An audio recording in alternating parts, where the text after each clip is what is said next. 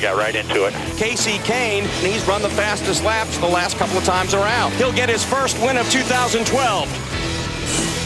New leader in Richmond, it's Carl Edwards. Doing good, but keep it up. They gave us a black flag there. They said you jumped the restart. Engine's blowing up, I think. That's very frustrating. Kyle Busch smoked out from behind the M&M's Toyota. Oh, it's blowing up, boys. Woohoo! Problem for Kyle Busch. We blew up again. We're going to be okay here. What up, boys? We back. Victory lane in Richmond, boys. Hail to the yeah. Trouble. Jeff Gordon spins up the racetrack. Yellow, yellow, yellow. Man, I'm way loose. Jeff Gordon's got a problem. This is pathetic. Jeff Gordon's dream has come true. It is raining like the end of time right now, and we have pulled the plug. It's all over. Jeff Gordon is the winner. There goes Newman off the bumper of someone. Trouble in turn 2. Ryan Newman has expired the engine. All clear. It's all you. He's going to pull off the win at Martinsville. Here comes Ambrose way wide. They are side by side. Move Ambrose to the top spot. Come on, you got it. You got it. Marcus Ambrose, for the second year in a row, will win. Woo! Man, I can't believe it. The wily veteran and the youngster trying to pull one off. Beat that old man. Come on. Mark is loose. Joey Logano takes the lead on turn 1. Come on, buddy. Bring it home to us. Come on.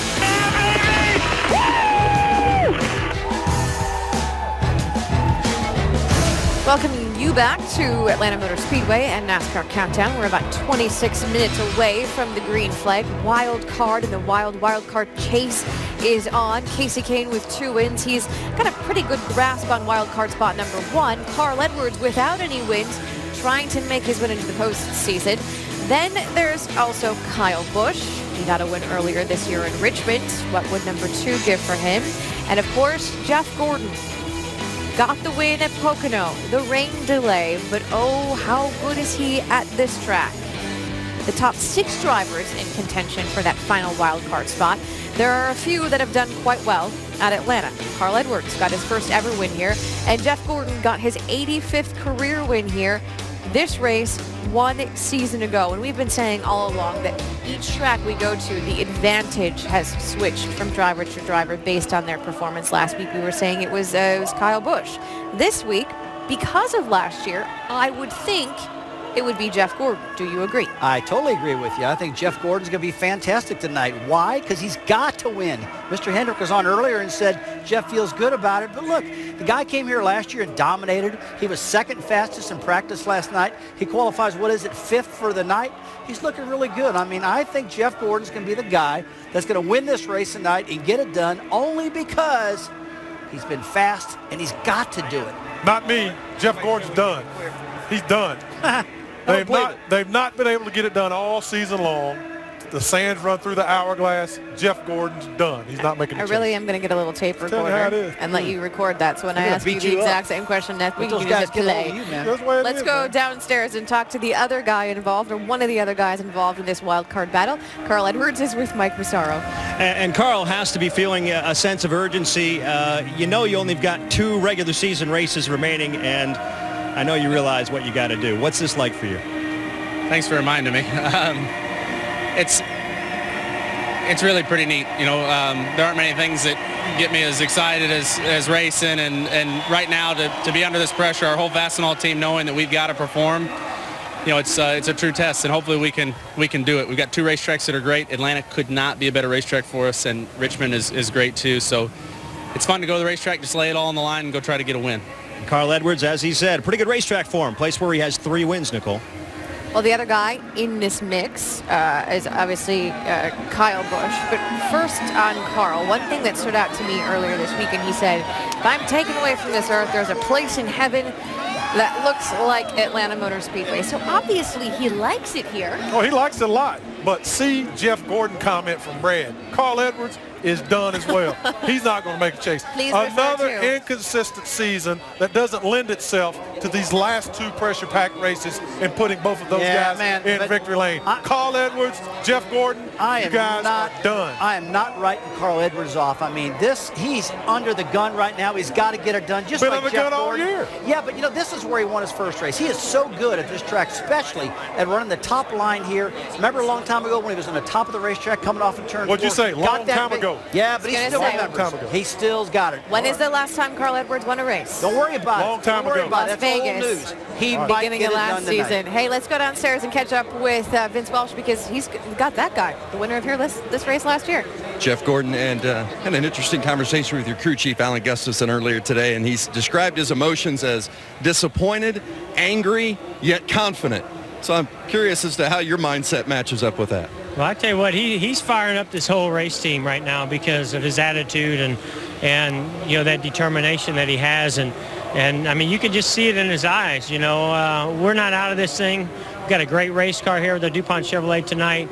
And, I mean, he is definitely angry. And I tell you what, he's got us scared. So we better go out there and do our jobs. And that's what a great leader does. And we've got a race team, a race car that's capable of way more than what we've put out there. And we know the pressure's on. We've got to go get a win or two. And let's hope that begins here tonight. You won here last year, Dave. Kyle Busch is wild card number 2, 13th in points, 39 out of 10th, Kyle, with 1 win. What's on your mind as we get Atlanta started tonight? Nothing but Atlanta. Just got to focus on what we've done all year long and just keep running hard and doing the best we can. Doublemint Camry was really good yesterday, and got in the fence a little bit, scraped her, but guys did a good job getting it back together, at least getting us back out on the racetrack for a little bit more practice time. And car ran really fast, respectable lap time. So I'm pleased with that, and we'll just see what we can get out of tonight. We know that there's a couple fast guys out there that we're racing against for the wild card spot. So if we just have a solid night and they don't win, we're okay. But if they do win, then we'll have to just run hard in Richmond. Kyle Busch starts 3rd tonight. Nicole? Okay, so we know what you guys think about the wild card race. Who do you think will actually win the race? I think Jeff Gordon's going to win this race tonight. Like I said earlier, he's got a lot of pressure on him. He's up for it. Jeff Gordon. Kyle Busch should be strong, but Jimmy Johnson wins tonight as he marches towards his 6th championship. And when we come back, you know what we do? We go upstairs to get you closer to the green flag. Very interesting evening of racing. The NASCAR Sprint Cup Series on the fast 1.5 mile Atlanta Motor Speedway. Just like baseball's pennant races, the fight for places in the chase for the Sprint Cup is coming down to the wire. And the pressure's on high for a number of drivers and teams tonight. Drivers like Kevin Harvick, shown there a moment ago, Carl Edwards getting buckled in, and Jeff Gordon. All have a lot on the line tonight and in next Saturday night's race in Richmond. Harvick is in the top 10 in points and currently with a place in the chase, but he's not comfortably in the top 10 and doesn't have that win yet this season to fall back on. For Edwards, Busch, and Gordon, win, you might get in. But again, only a couple of races left to try and get that done.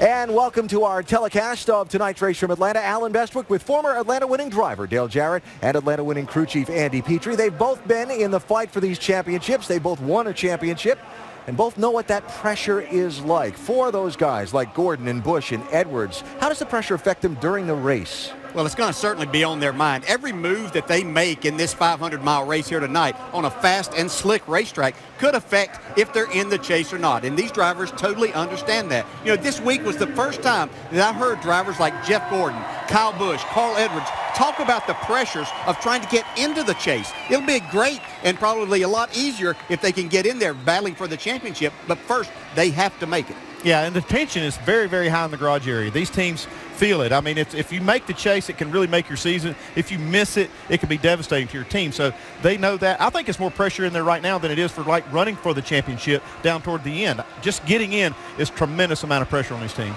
Sprint Cup racing lately has been about strategy. Crew chiefs making 2-tire and no-tire calls. You need 4 tires every chance you can here. Is there any strategy? Well, there is strategy. It's not the same as what we've seen before on these other 1.5 miles, but you have some strategy available to you on how long you will stay on those sets of tires and when you'll make those pit stops. Will you make a quick pit stop and only run 30 laps or so, or will you try to extend it to say 50, 55 laps? Yeah, and the drivers need to know this because they have to be on that same strategy, how hard they drive these cars. It'll be a fun night to find out how hard they will drive over the course of a long run. Let's get it started. And now for the most famous words in motorsports, please welcome President and CEO of Advocare International, Richard Wright, and Distributor Relations for Advocare International, Shelley Wright. On behalf of over 200,000 Advocare distributors nationwide, drivers, spark your engines! Go ahead and crank it up. 1, 2, 3, 4, 5.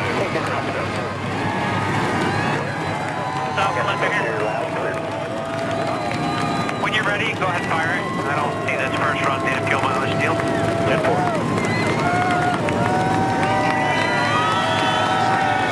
It is time to begin the Advocare 500 at the Atlanta Motor Speedway. Quick reminder, race fans, check out NASCAR.com/RaceBuddy and watch coverage tonight live from Atlanta by following your favorite drivers for free with 8 live camera views. One of the drivers you can follow tonight is our ESPN in-race reporter, Martin Truex Jr. It's already been a big weekend for Martin. A contract extension with Michael Waltrip Racing and their Atlanta-based sponsor. And now a chance to try and get back to victory lane and clinch a place in the chase while doing so. We talk to Martin on the pace laps next. Throughout NASCAR, there have been guys who naturally hog the spotlight. Then there's the other guys. They don't star in movies or date rock stars or even have all that much to say. They don't have time for all that. They're too busy racing. And hey, what do you know? The chase is full of them. And as we wait for the cars to roll from the grid here at the Atlanta Motor Speedway, when you think about a lot of the discussion surrounding the chase for the NASCAR Sprint Cup, there are names who come up as favorites for the title. And there are guys flying under the radar like Martin Truex Jr., who, no, he's not knocking off a lot of wins, but each and every week he's somewhere up the front of the pack, and he's in contention for those wins. The victory's bound to come sometime soon. Tonight, he can clinch himself a place in the chase, and he's our ESPN in-race reporter, Dale. Hey, Martin, Dale Jarrett, ESPN, you with us? That's Dale. Hey, Martin, we've been discussing, been a big week for you already. A new contract for you, Napa on board for a few more years with you, so a lot of good things happening for you. And our mailbag question goes that way, and this via Twitter. Devin asked, you have a ride locked up, knowing you have a ride locked up next year, help you focus on the task ahead in the chase? Yeah, for sure it does. We're so happy and so proud that Napa decided to come back with us. And, you know, we've done a good job with the race team and MWR, making our cars competitive and getting in position to get or make our first chase together. So it's great to get that out of the way. We can focus on racing now, and looking forward to hopefully locking that deal up tonight and having some fun when the chase starts. Martin, I know you've had a fast race car most of the season. You were very fast Friday afternoon in practice. Qualifying didn't go as well as you wanted to, starting back in 28th now. Did you get your car where you wanted to yesterday in practice? I think we made some good changes. I feel like we're in the ballpark. You know, found a good, happy spot to start the race. We obviously need some adjustability. There's no telling where this track's going to go. It's really, really slick, hard to get a hold of, and the tires are wearing out fast. So we'll keep an open mind here, see how the start plays out, and you know, Chad and the guys in the pit's done an awesome job all year. Hopefully they'll tune this thing up for me, and we'll be at the front when the end, and see if we can go get us a win. All right, Martin, thanks for talking with us. We know it's a long race. We'll try to check back with you later on. Now, Andy's going to talk to your crew chief, Chad Johnston. Hey, Chad, it's Andy up in the booth. I want to congratulate you guys on such a good season so far. A very successful season. Looks like you're going to be in the chase, no problem. What other goals do you have for this team the rest of the way? I mean, Andy, our goal was to make the chase, but when we get in that chase, we want to make some noise and let people know that we're there. So, you know, once we get locked into that chase, we're going to go after some wins and show people that we're a contender. Yeah, Chad, today, and we're talking about tonight, will you play it kind of conservative to make sure you get locked into this chase, or are you going to kind of gamble a little bit and try to get that win you've been looking for this year? We'll see what cards we're dealt. If we get an opportunity to get a win and lock ourselves in, obviously we're going to do that. We're starting back there at 28th, but we're going to work hard, get that Napa Shocks Toyota Camry up front, see if we can't get a win before we get out here tonight. Okay, well, good luck. Thanks for talking to us, Chad. Thank you. You guys have a good day. Chad Johnston, Martin Truex Jr., our ESPN in-race reporters tonight.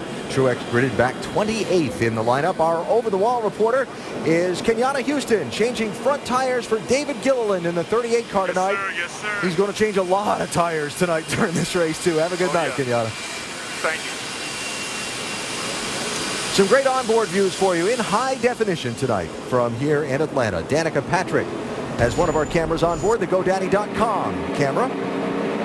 Clint Boyer with a 5-hour Energy on board.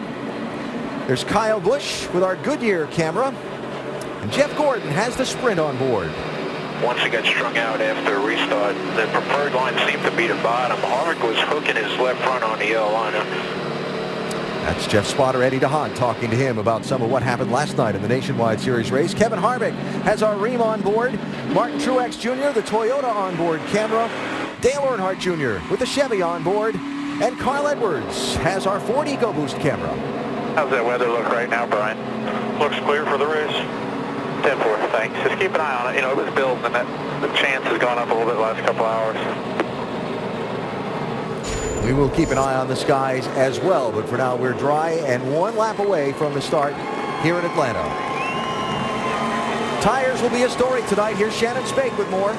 That's right, Alan. The drivers love racing here in Atlanta, and one of the reasons is because of the track surface. It's rough, it's gritty, it's like sandpaper. Some actually compare it to the old Darlington. However, it's very rough on tires, as you just said. This is a tire from Friday's practice. This is a right rear. Goodyear said this is what it will look like after about 55 laps here today. You can see the tread wear indicators are almost gone. There's some cording and some chunks that came out. You take a look at it next to a fresh tire. Tire management is key here tonight. Vince Welch? There are many drivers in various degrees of chase desperation, and none can avoid a penalty or afford a penalty on pit lane. Last night in the Nationwide Series race, there were 9 pit road speeding violations. This is one of the most difficult tracks to transition onto pit road. Get a speeding penalty here tonight, it could cost you the race and maybe even a spot in the chase. Dave Burns? Win and almost in could be the pre-chase mantra for Kyle Busch here tonight. You see, a win won't clinch him in the chase outright with Newman and Gordon being so close in the wild card picture. But disaster, well, that opens the door big time for the others. Kyle starts third tonight with his chance to make it in. Mike Massaro? Earlier this week, Carl Edwards said he looked at the calendar and realized that in just 1 week, the regular season would be over. With that, Edwards said his heart rate, it went up. Edwards knows to make the chase, he will likely need to win at least one of the next 2 races. Atlanta, though, does offer an opportunity. He's won here 3 times, and Edwards says it's this type of racetrack right now is what they need, Alan. Mike, thanks. NASCAR has added a pace lap. Checking for a report of debris, also letting some of the smoke from some of the pre-race fireworks clear off this front stretch. And now we'll get one to go one more time. Now, statistical oddities show up every now and then, right? Driver who won this race the last 2 years started in 5th position. Starting 5th tonight, Jeff Gordon. Guess that's where he started last year then, huh? It was. Yeah. Well, good omen for Jeff. So 325 laps to make up the 500-mile distance on this 1.54-mile track. And we look at the top 4 qualifiers: Tony Stewart, Greg Biffle, Kyle Busch, and Matt Kenseth, and ask you which you think of those first 4 will be the highest finisher tonight. Text FAST to 34763 or go to AT&TFastestDriver.com to play. You can have a chance to win 4 Gs by playing the AT&T Fastest Driver Challenge. Every week, you can have a chance to make your pick and see where you stack up against the rest.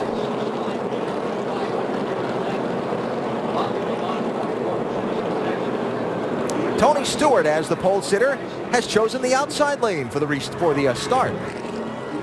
They got a water bottle here they got to pick up on. Imagine that already. Yeah.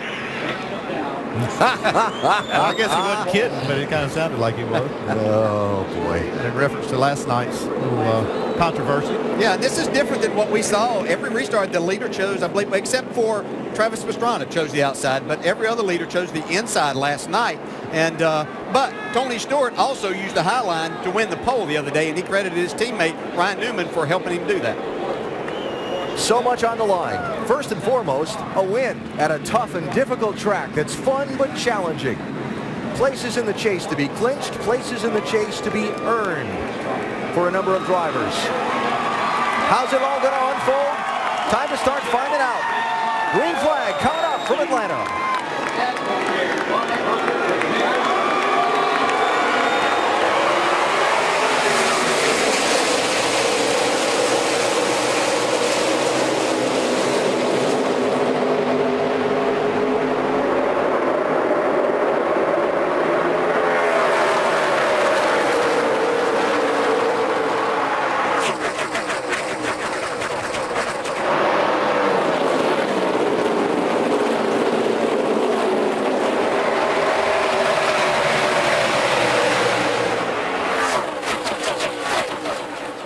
Greg Biffle to lead lap 1, but Tony Stewart looks like he wants that top spot back.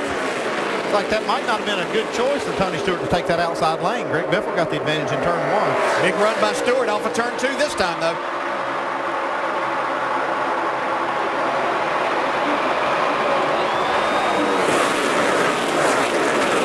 Looks like he took that lead on purpose, didn't he?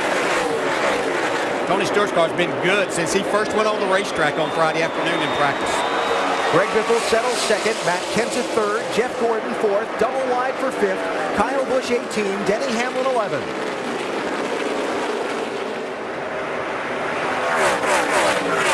And way up the top of the racetrack, Jimmy Johnson, the 5-time champ. Yeah, and that's not as high as we're going to see these drivers and cars get tonight, especially down in turns 1 and 2.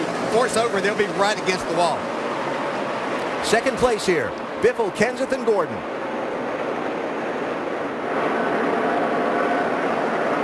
Jeff Gordon, another one of those drivers that showed up high on the charts every single time that these cars went for practice or obviously in qualifying.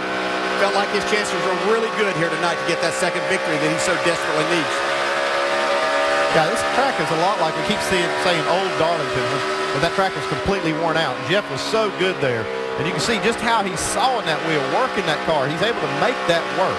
This is what makes this such a tough 500 miles. Very physical racetrack. You have 24 degrees of banking in the corner. It really slams you down. A lot of bumps in the corners and no grip. You really have to work hard as a driver. You're pretty exhausted when this thing's over. Already pedaling the gas pedal a little bit. Just 5 laps into the race. Yeah, those seams we'll talk more about, as you can see, as you cross those, especially on the exit of the corner. You have to be extremely careful. Make sure you're going straight, and that can sometimes make you get out of the throttle if you have to cross over that. Losing a couple spots, Joey Logano in the 20, losing 1 to Eric Almirola, able to hold off Sam Hornish in that 22. Logano's been a bit under the weather leading into the weekend. Yeah, didn't practice either practice session yesterday in this car because he was under the weather. Had Michael McDowell in the car making some laps for them. For second place, here comes Jeff Gordon, 24. Boy, his car looked really good right there on the bottom. Kind of like what we saw Harvick's car look like last night. He kind of dominated the nationwide race till the very end when he got beat by Ricky Stenhouse. And again, side by side for a spot, Hamlin 11, Kyle Busch 18.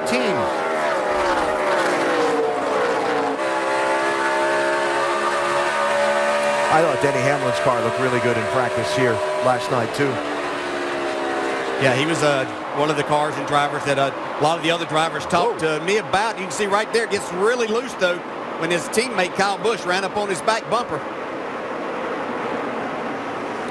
Jimmy Johnson joining the fight. Once you have to crack the throttle a little bit, especially off of these corners, it just costs you so much momentum, and this is a momentum track.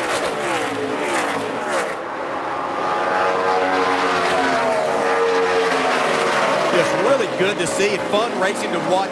And as a driver, I always enjoyed this where you can make a difference in somebody's race car in front of you because you're losing so much grip with the tires. You don't have that, so you could run up there, never touch anybody, but get him out of shape, then you drive by them. That only made them half mad. Half mad? I was going to ask you, what's the etiquette on that? Yeah.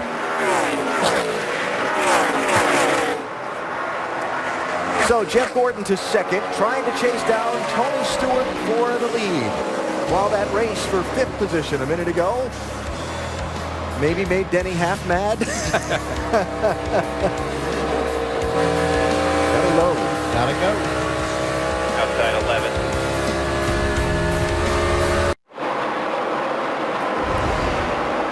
Just underway at the Atlanta Motor Speedway, the NASCAR Sprint Cup Series. Our telecast tonight presented by Pennzoil. There is a new leader of this race. The defending winner, Jeff Gordon, just went by Tony Stewart a couple of laps ago. All clear, all clear. Nice work, bud. That's the way to make a statement. A statement. I don't know if he needs to make a statement. He's made quite a few, about, 85 times in this series. But he does need a win very bad, and he's running good, but his mirror's getting filled up with Kyle Busch coming fast now. Yep, Kyle just got by Tony Stewart also and is closing quickly for the race lead. This is a car that this crew had to basically rebuild, Dave, after a practice incident yesterday. The biggest problem, Alan, was the rear end housing. After you smack the wall like that, you move things around, you can crack them, and to be able to still have this car have decent drive and reliability for 500 miles, that was one area they definitely focused on. Kyle's focused on going to the front. Two drivers needing a win here tonight. It'd be huge for either one of them, with both of them having one victory, trying to make it in on the wild card. I walked by this 18 car in the garage area this afternoon, and Dave Rogers was standing by the right side watching. His crew members were buffing and fluffing and just honing that bodywork as best they could after Kyle got into the wall during the final practice. They got the car back out and got some more practice in, but then did the work to make it as good as it possibly could be before the start of tonight's race. It hasn't worked out bad for him so far, I'd say. So they did a pretty nice job of repairing that thing. On board Kevin Harvick. That's a team that had a lot of high hopes for tonight's race. Yeah, I talked to Gil Martin in the garage area just earlier today.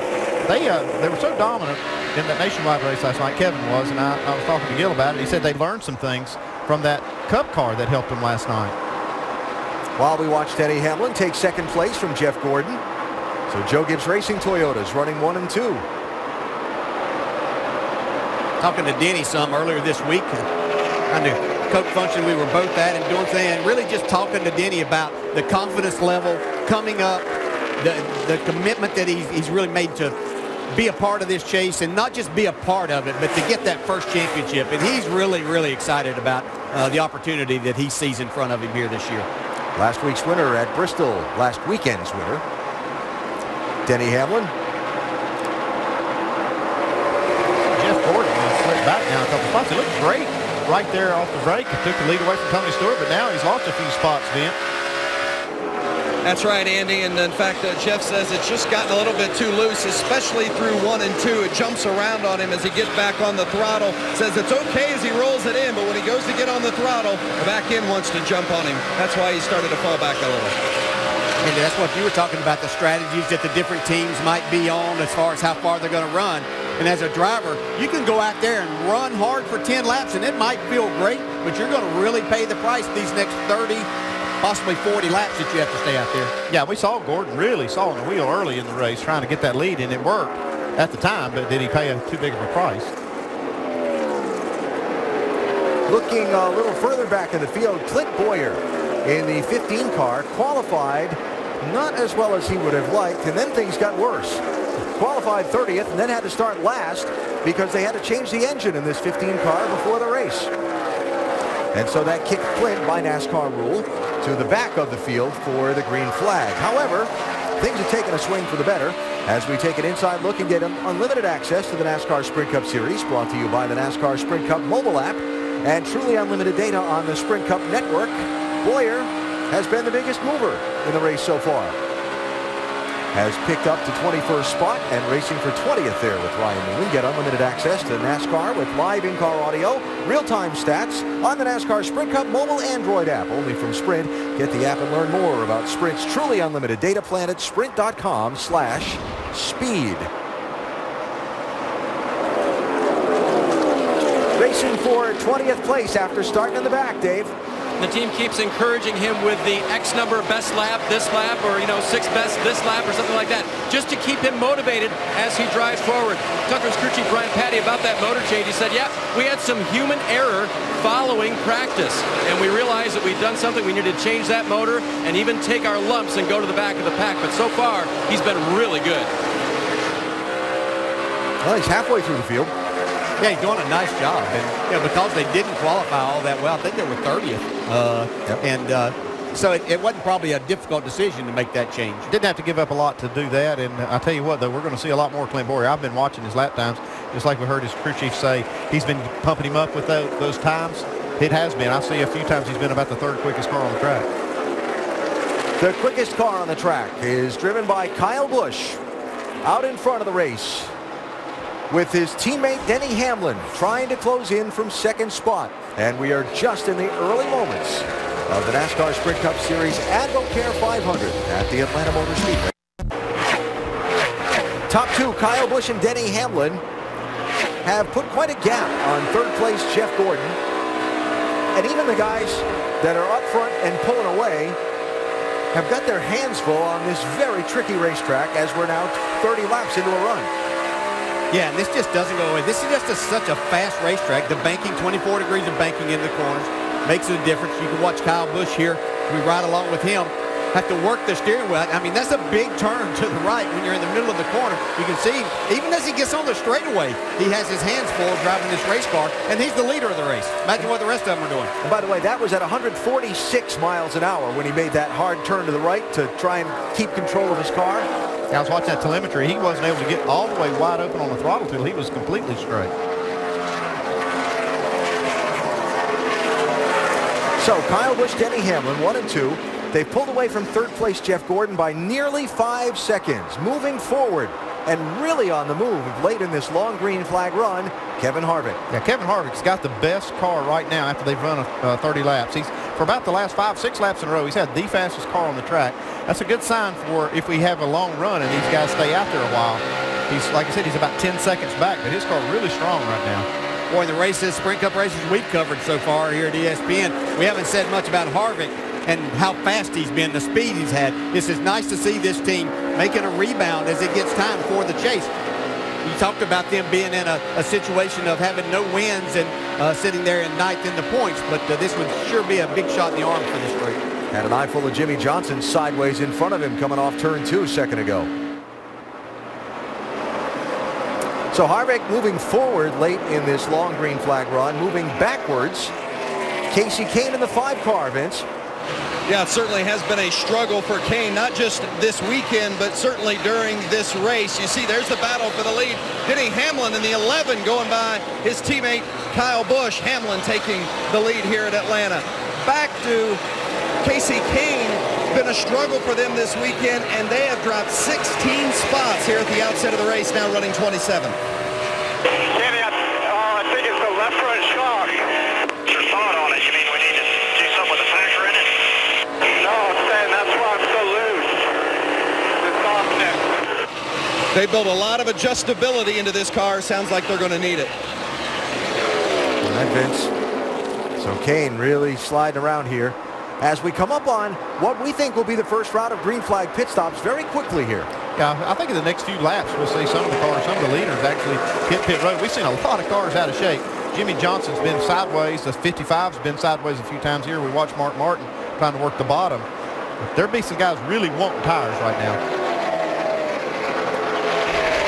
They're about 3 seconds plus slower per lap than they were on their fastest laps to start the race. Greg Biffle, remember, started in that 16 car on the front row, has slipped all the way back to 8th place with Mark Martin getting by him for the number 7 spot. Tony Stewart started first, and he's just lost a spot to Martin Truex Jr. That puts Tony back in 15th place, Mike. And Tony was a little bit concerned before the race, Alan, talking to him because he didn't know exactly what to expect based upon what transpired in practice. Didn't get a chance to make a lot of long runs. So there were a lot of unknowns coming into this race. Right now, the problem he's dealing with, no side bite in the corners when he puts wheel into it.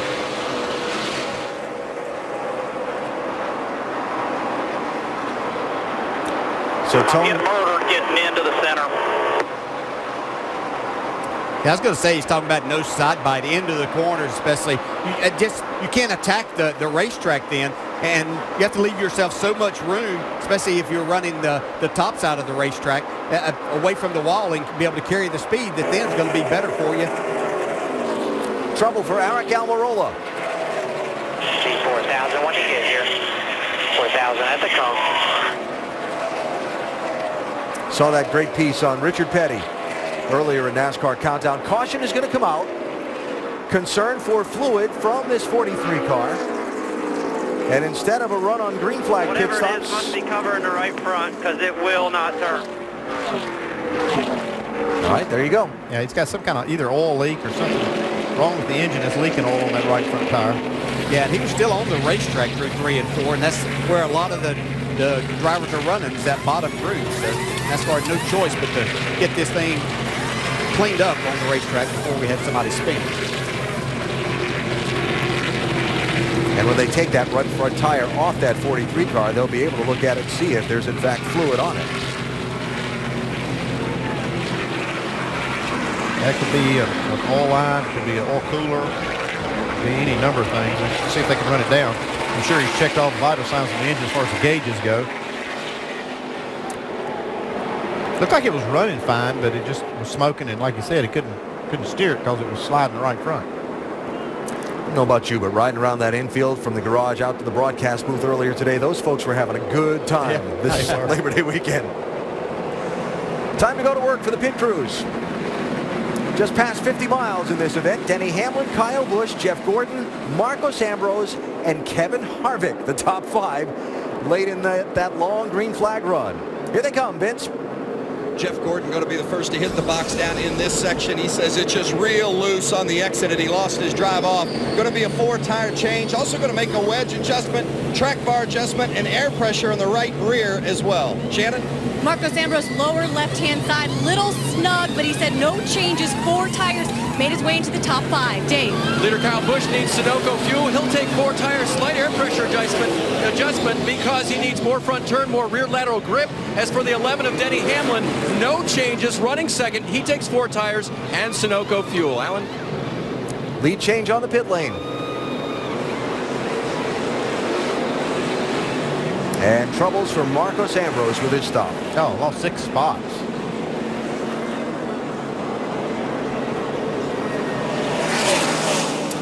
Long stop for Casey Kane. Vince reported on his struggles just before the yellow flag. The crew taking some extra time to give that 5 a good inspection, see if they can uncover whatever the problem is. First caution out at Atlanta. Kyle Busch back to the lead.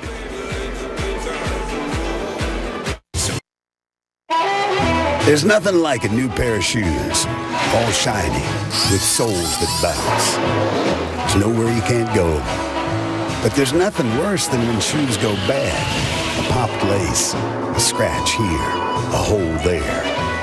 Next thing you know, you're limping, just trying to get back to the store for new ones. Ah, that feels better, now doesn't it?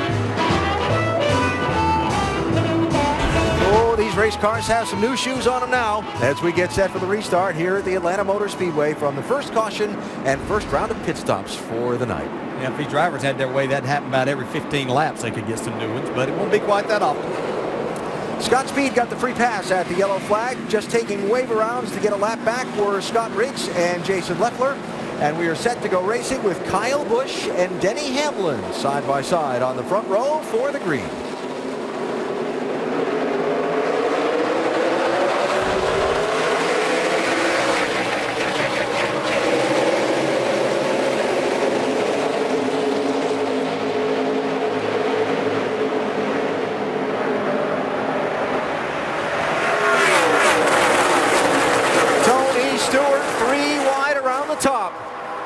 See Marcos Ambrose a little bit loose there in the middle coming off the corner. Everybody made it. Mark's not finished making up time up there. Check that out. Mark Martin sliding up in front of him. Kyle Busch to the lead. Jimmy Johnson, Denny Hamlin race for second. Kevin Harvick is 4th behind them. I'll tell you what, that first run, Kevin Harvick and Clint Boyer really caught my attention for having good cars on a long run. That was very impressive what both of them did.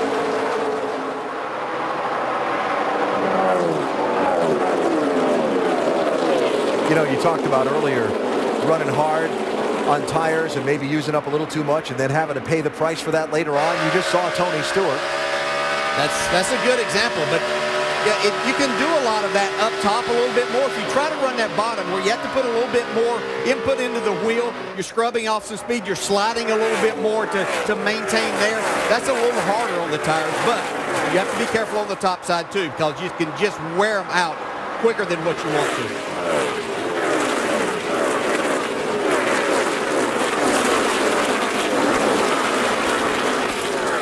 Kurt Busch 51, Jeff Burton 31, Juan Pablo Montoya 42. That's a little close quarters. It's back for 17th, 18th, and 19th. You can see just in front of that up there, Tony Stewart already starting to lose some spots that he made up on that restart. But Smoke probably knows that right now his car is not the best on the long run. He had to get what he could on that restart. Yeah, Tony's car seems to go away real quickly, too. It's not like it's 10 or 12, 15 laps into the run. It goes away after about 3 or 4 laps. Big bobble there for Dale Earnhardt Jr. Looked like his car bottomed out. And we're going to see these drivers trying to get that left front down there on that yellow line, if not a little bit below it at times. But you get down there a little too far, and you hit the splitter, and that really upsets. Jeff Gordon by Greg Biffle for 5th. Remember in the opening run of the race, Gordon very fast for a while, and then it gave up, and he slipped back. Also in that opening run, we really saw Greg Biffle kind of struggle in that 16 car, Shannon. That's right, Alan. He started second on the front row and immediately radioed in and said, I need more turn. On that pit stop, they did make a wedge adjustment. But remember, this race is all about wins for Greg Biffle. He's already in the chase. They want those bonus points. In fact, this car is kind of a throwaway car. As crew chief said, we don't need it moving forward for the chase. Go out there and just win. That's the luxury they have by being the thing in about the chase. These throwaway cars, though, you go and win with it, then what do you do? Yeah. You can't throw it away then. Yeah. Stewart sliding back. Dale Jr. 88 moving forward, taking a spot from Tony. That'd be 16th place. Jr. started way back in 35th. Everything I've gained in 2 laps, I've already lost it. I think I'll fly for 2 laps. There's only one problem. Yeah. They're going to have to do something. They're going to have to make some kind of adjustment. And the part that's really discouraging is when you have a car that has this kind of characteristic, it's pretty hard to adjust it back out of it. So Stewart back to 17th spot, Mike. Yeah, and as Andy was talking about what they need to do this race car, I'll tell you what, they did a lot on that last stop. They lowered the track bar, added some wedge, made an air pressure adjustment, obviously 4 tires and fuel, and you've heard how it's responded. Right now, they're obviously not getting out of that car what they had hoped. So we'll keep an eye on the next set of pit stops for this 14 and see if they throw the book at it again. Yeah, we talked about how fast and slick this place is. It'll just magnify your problems, too, to the point that you just can't hardly go. Mile-and-a-half tracks make up 5 of the 10 in the chase for the NASCAR Sprint Cup. Remember how hot Tony was at the end of last season? Won the first mile-and-a-half track race to start this year at Las Vegas. But since then, they have not gotten the results that they had been getting at the end of last year on this configuration of Speedway.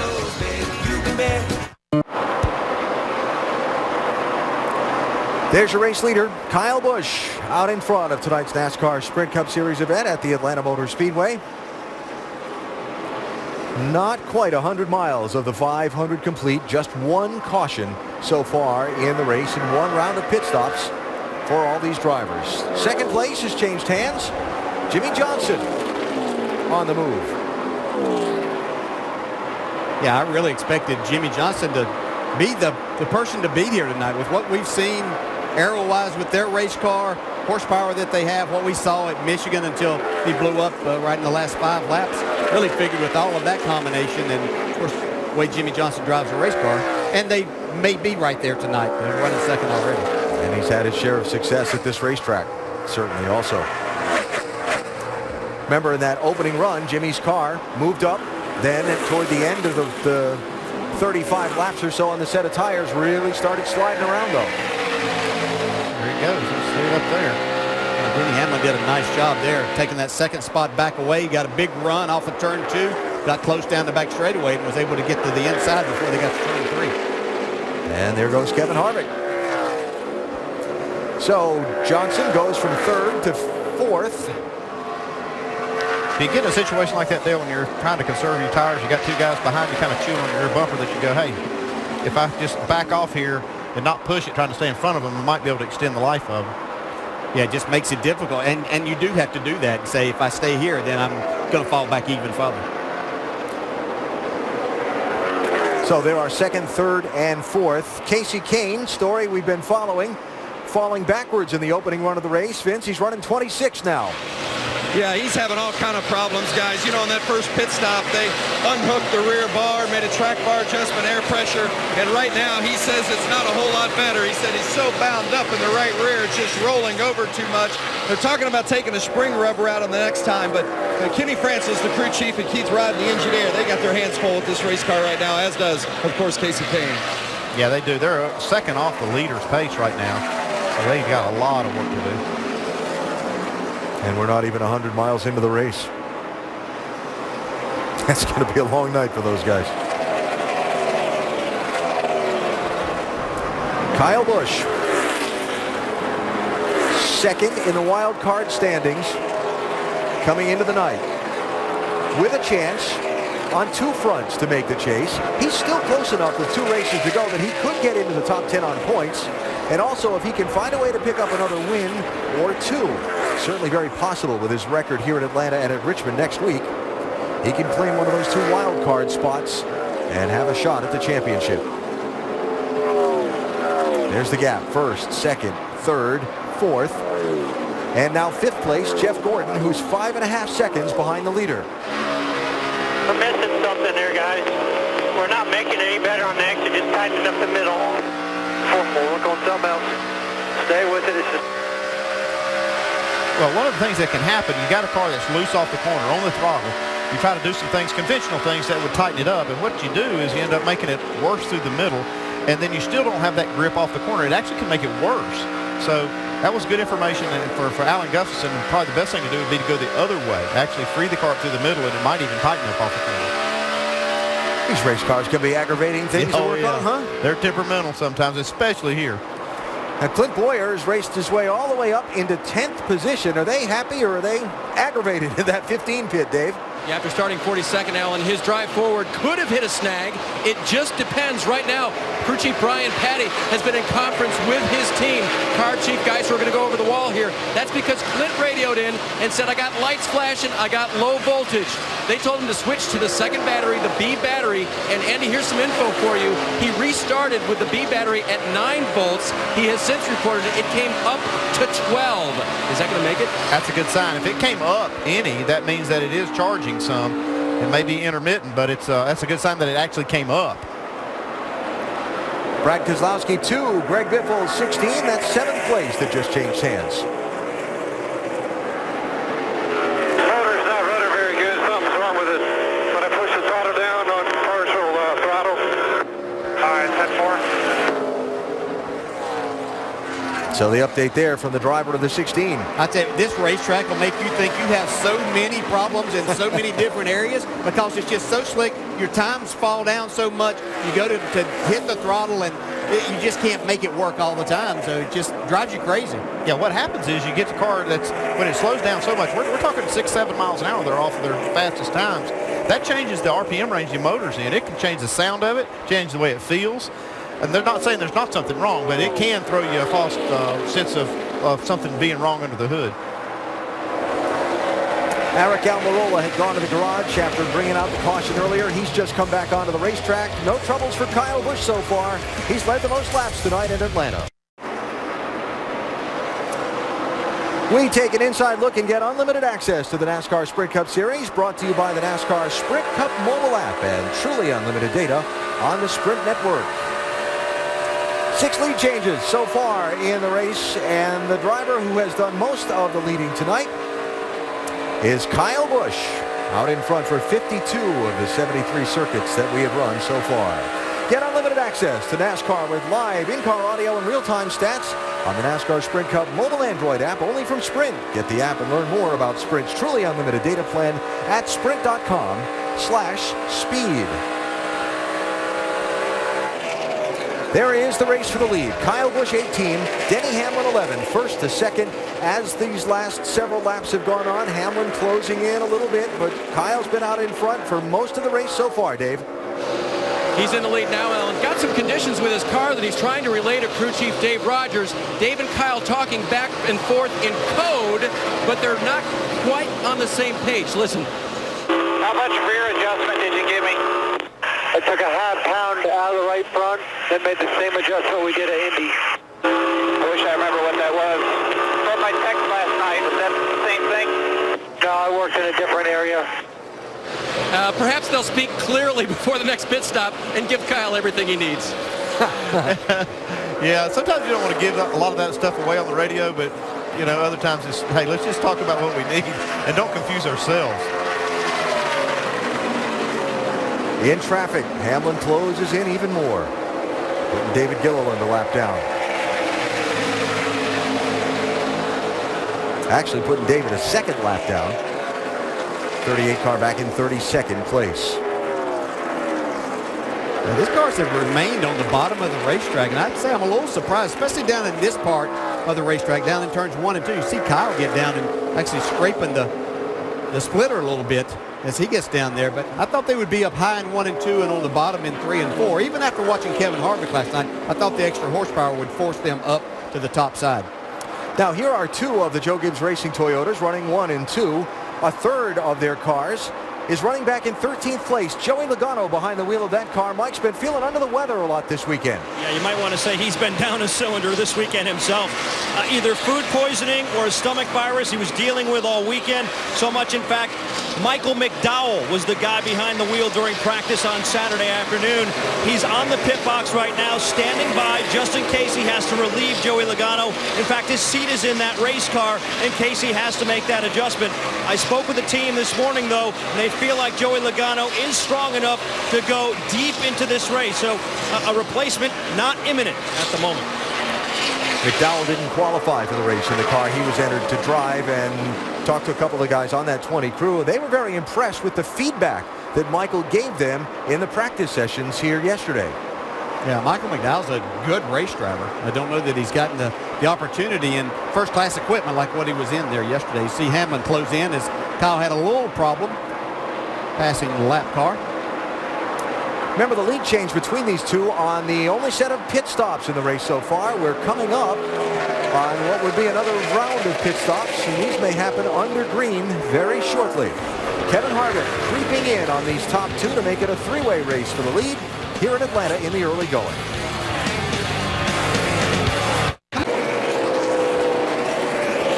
Back in Atlanta, green flag pit stops have begun. The leader, Kyle Busch, is on the pit road 42 laps after he last stopped, Dave.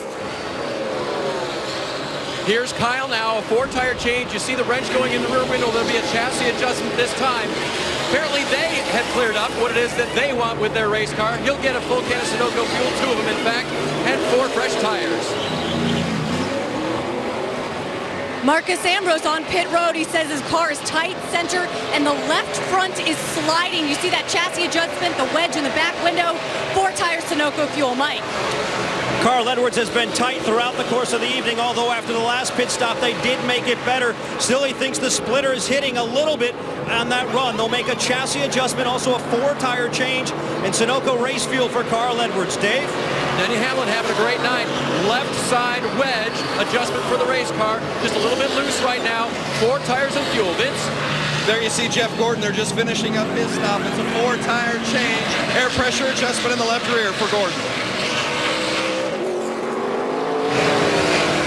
Tony Stewart radioed in not too long ago saying he's having trouble landing, entering the corner.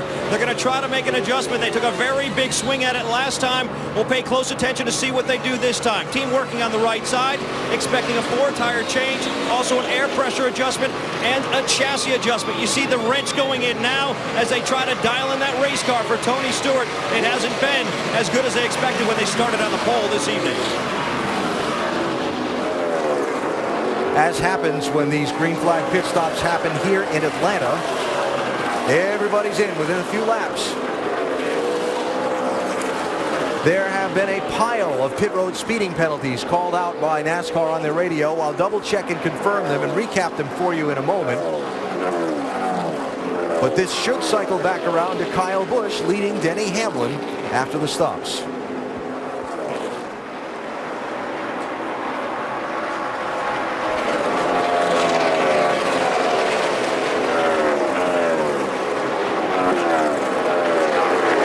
There's Kyle, his lead over Denny, 1.2 seconds, with Kevin Harvick still in third after the round of green flag pit stops.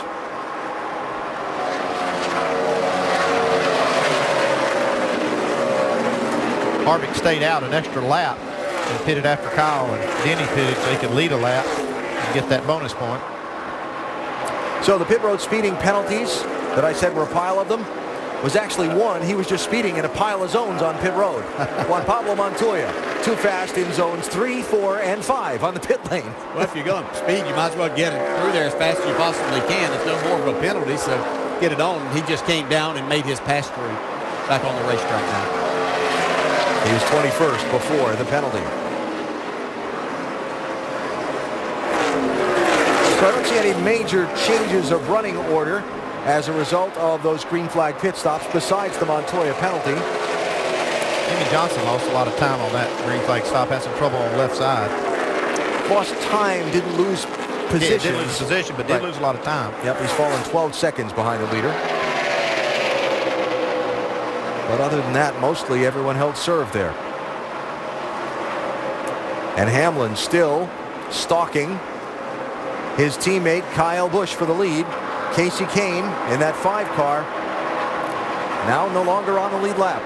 This is the best we've seen Hamlin's car take off.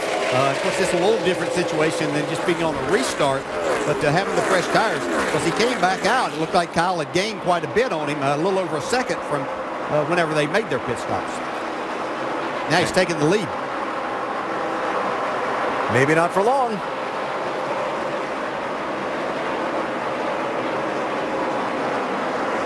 Whoa, whoa, whoa, look out.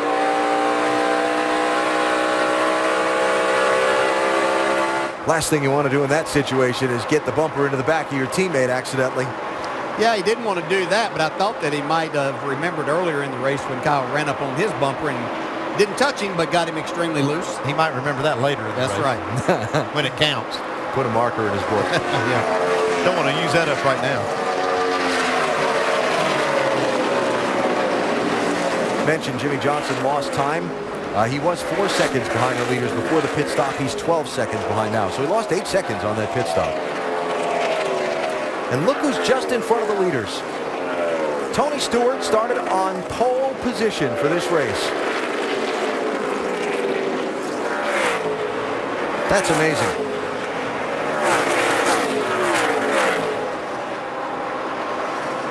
What a struggle it's been tonight. Yeah, it really has, and I don't think that Tony expected this. Talking to everybody earlier, they seemed to think that the car was okay. Whoa, 18 kind of had to check up there in the middle of the corner. You can see as these drivers get closer to the car right in front of them, they lose the front end a lot of times, and Kyle's car went up the track, looked like he couldn't get it turned back down and just had to wait on the throttle then. There are the bottom part of the top 10 and the wild card contenders. You know, Stewart's the best thing going for him is that Casey Kane is struggling tonight also, so he's not getting any closer to taking over and losing that spot that he's got in the top 10 right now.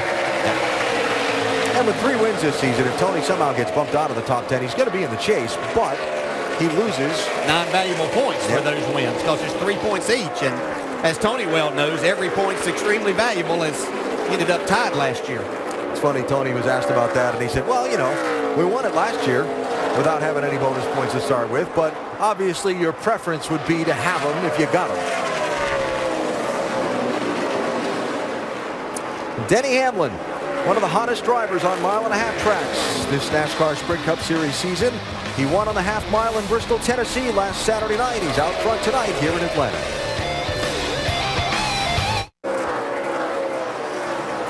Denny Hamlin leading at Atlanta. Race fans, check out NASCAR.com/RaceBuddy to watch coverage live from the track tonight. Follow your favorite drivers for free with 8 live camera views.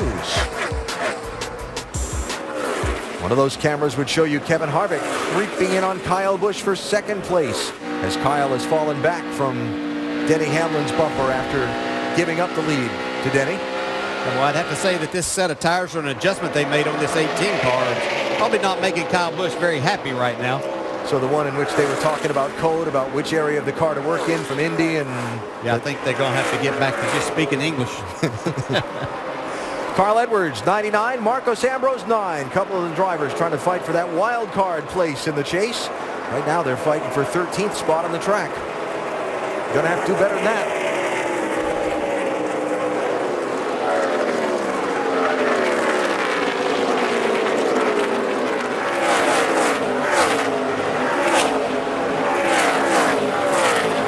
Edwards and Ambrose racing 26 seconds, nearly a lap now behind the race leader Denny Hamlin. After taking the top spot, Hamlin has pulled away from Kyle Busch by 2.7 seconds. There's Hamlin. He just put Dale Earnhardt Jr. a lap down. Yeah. So again, 2.7 seconds back to Kyle Busch. Kevin Harvick running third. Jimmy Johnson now 13 seconds behind, and yet running in fourth place as we go up to speed. Vince, how about this 48 car? Yeah, the big issue for Jimmy Johnson in the 48 right now, a three-time winner here at Atlanta, is the fact that he just doesn't have the side bite that he needs. They made a right rear shock adjustment on that last pit stop, but Jimmy still says he's got the same issue. The 24 of Jeff Gordon darted to the front early in the race and led some laps, but since then, Gordon has been struggling a bit with the handling. That last pit stop, he said, it started tight and then it just went way loose. They made a wedge and track bar adjustment to try to help him out. Shannon? Well, Martin Truex Jr.'s biggest obstacle for the first 100 laps was track position. He started 28th because they had a right rear shock issue in qualifying, but they knew that the car was good, and you could see that right now as he has worked his way to 6th. The car feels great underneath that 56 for Martin Truex Jr. Dave. Shannon, after the first pit stop, Brad Keselowski radioed, and the changes were awesome. The car is really underneath him. Now, the last time he checked, they didn't change anything, and right now he says, I'm lacking stability. Not happy with that race car. Clint Boyer, somewhat happier. He radioed in before the pit stop that I'm getting 12.5 volts to that battery right now. That's a good sign. On that last pit stop, another good sign. No changes. He's running and balanced very well. Mike? Dave, over the last week or so, there's been a lot of conversation about who might be driving this 22 in the future. Unfortunately for Sam Hornish, his name has not figured prominently in those discussions.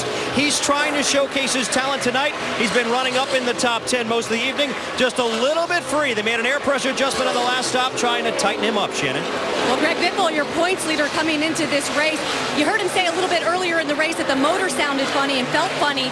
His crew chief asked if it was still doing that. He said, no, it's just not very good. And the car isn't very good either. He is struggling with handling.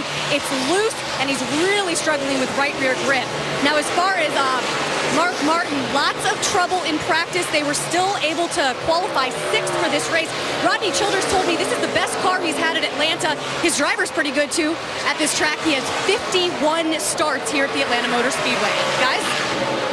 All right, Shannon, also on the lead lap, Matt Kenseth, Carl Edwards, Marcos Ambrose, Jeff Burton, Paul Menard, Joey Logano, and Ryan Newman, and that's it. A fast pace set by the leaders. Most of the guys running out in front have been driving Joe Gibbs Racing Toyotas. Kyle Busch. I hear he's cheering for Tech. Yeah, goes out on the limb. Well, just past 150 miles tonight at the Advocare 500 for the NASCAR Sprint Cup Series at the Atlanta Motor Speedway. Denny Hamlin is out in front. He's opened up a 2.9 second lead on a new second place driver. Kevin Harvick has just passed Kyle Busch for the number 2 position. Joey Logano being put a lap down by the race leader, Mike. Yeah, and as we reported not too long ago, his illness, well, the situation has not improved. In fact, it's gotten worse. His cool box is starting to fail, and obviously that's not good when you've got a stomach virus. Still, he says he's committed to this race and is staying in the seat.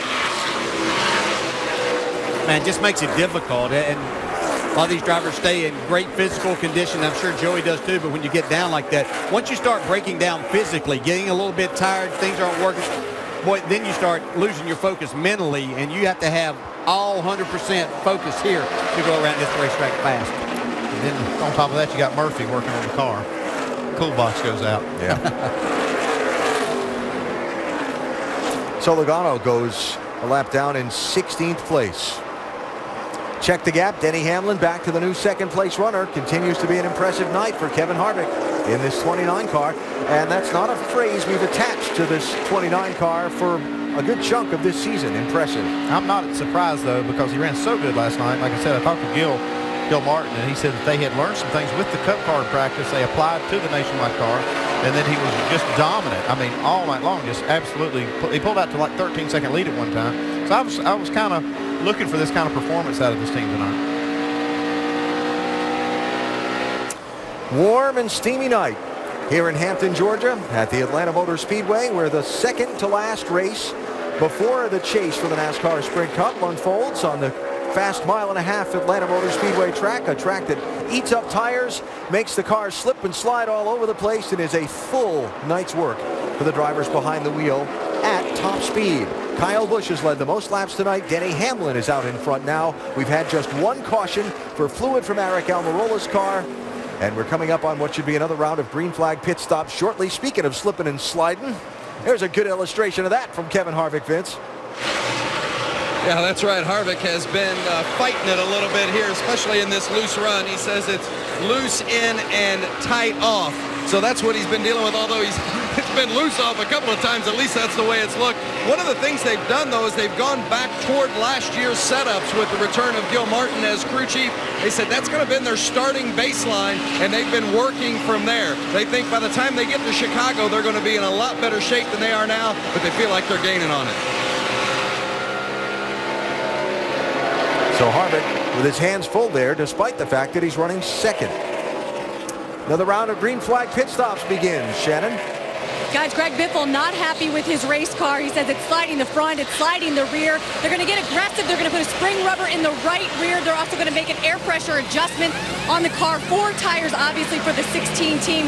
Sunoco fuel as well. Guys? How about the little LED lights in the visor of the helmet so the tire changers can see what they're doing for a night race? That was one of the most challenging things of these night races. You can't see up in those black wheels, and so you get brake dust on all the lug nuts. It's really hard to see the lug nut.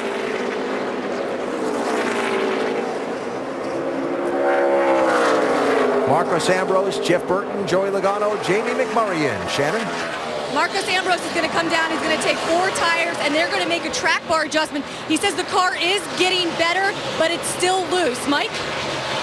Jeff Burton complaining that the car's been tight most of the evening. They're going to try to make some adjustments to free him up ever so slightly. He's on pit road looking for a 4-tire change. Dave? My jerk can is frozen. Tony Stewart started on pole, now running a lap down after really struggling with this car and struggling on this pit stop. I shouldn't say struggling, adjusting under the right rear of that car on this pit stop. Mike?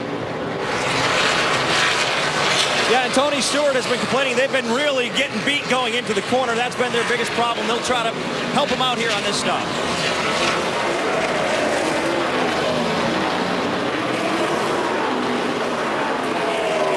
Casey Kane has struggled. Green flag pit stop for him. Ryan Newman, one of the guys hoping to stay in contact for that spot in the chase. Dave, he's had a tough night so far. And confused right now about his race car. He radioed in, do what you need to do. I can't tell you. So they're going to put 4 fresh Goodyears on it for sure. Fill him full of Sunoco fuel. But we'll see what happens with him. Tony Gibson not really sure what his driver needs, Alan. All right, Denny Hamlin continues to stay on track. More green flag pit stops. There's Dale Jr.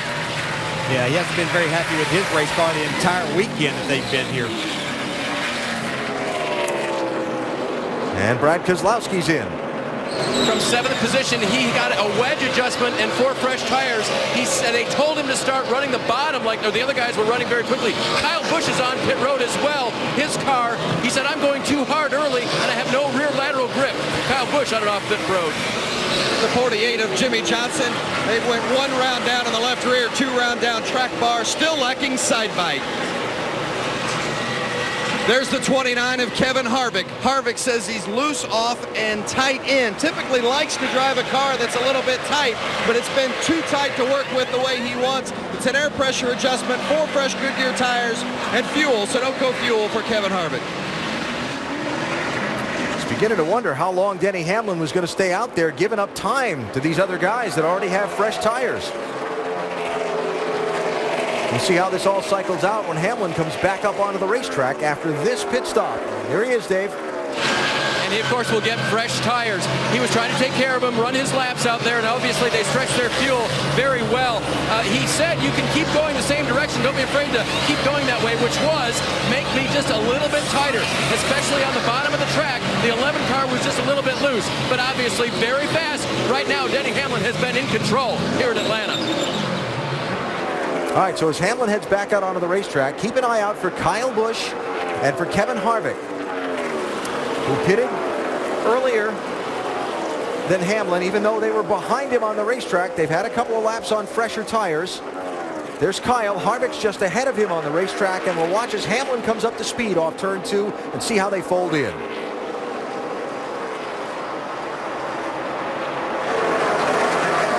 Denny had a little bit of a luxury there now because he had built up a pretty good lead. Even though there's about 2.5 to 3 seconds difference when you put these fresh tires on, I think he's going to have the lead still. Man, they did great.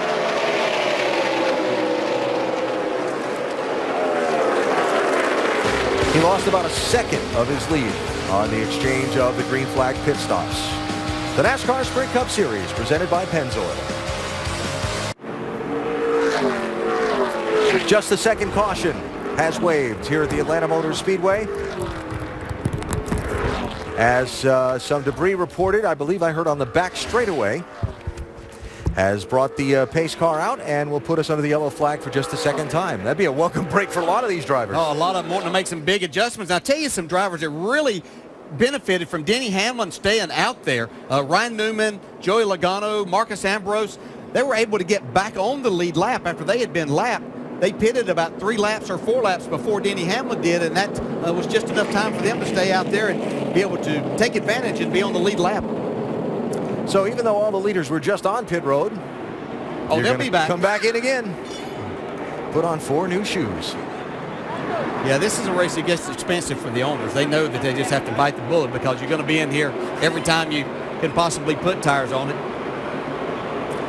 And some people that need to do some adjustments on their car with maybe a chance to work on it a little more extensively under the yellow than they might on a green flag stop. Vince? The 29 and the 48 both coming. You see the 48 of Jimmy Johnson up top. Jimmy says the entry is much more protected and more comfortable, so they're going the right direction on it. As far as the 29 of Harvick is concerned, he says it's just a little snug. They're not going to make any changes, Dave. Neither are they for Kyle Busch. He said, give me some magic to make the front rotate and the rear bite, but they're not going to do that. 4 fresh tires. Leader Denny Hamlin, they wanted him to stay out perhaps, but Denny said, no, I'd like to come in for 4 tires. They did put some tape on the front of the car. Denny running a little cool right now. Hamlin's team holds the lead on the exchange of stops. And I think that's probably a good call to come in and be on equal tires with everybody else. 200 miles in to tonight's race here in Atlanta. 5-hour energy rapid recap will get us caught up on what's happened so far in Atlanta. Tony Stewart started on pole but has struggled, currently 24th and just back on the lead lap. Oh yeah, that car is not handling good at all. I mean, he really fell to the field big time, really unexpected for Tony. Kyle Busch has been very good tonight, not out of the top 10 at all. Kyle Busch has been stout, led 66 laps. He looks like the car to beat thus far. Jeff Gordon looking for another win to clinch a spot in the wild card. I tell you what, he's looking pretty strong. He's been up in the top 5, top 10 all day long. The car hasn't lost much speed at all. There's Carl Edwards in the 99, running in the top 10 right now, but really not been a factor thus far. He's been pretty consistent, but not really moving forward, but we got a long way to go. Heading into the race, we were talking about Denny Hamlin. Yes, he won the race last weekend. He is currently listed as the leader of 133 laps complete in Atlanta. Are we perhaps overlooking him a bit too much? Well, I think I overlooked him. I mean, Denny Hamlin and Kyle Busch, Joe Gibbs racing, they've been strong. They're leading this race right now. Running 1-2.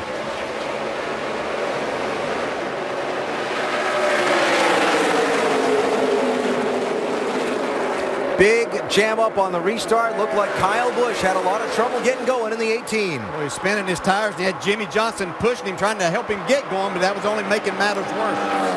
And look at this behind him. There are a lot more cars on the lead lap than there were at the caution. An explanation after we let some of this settle out.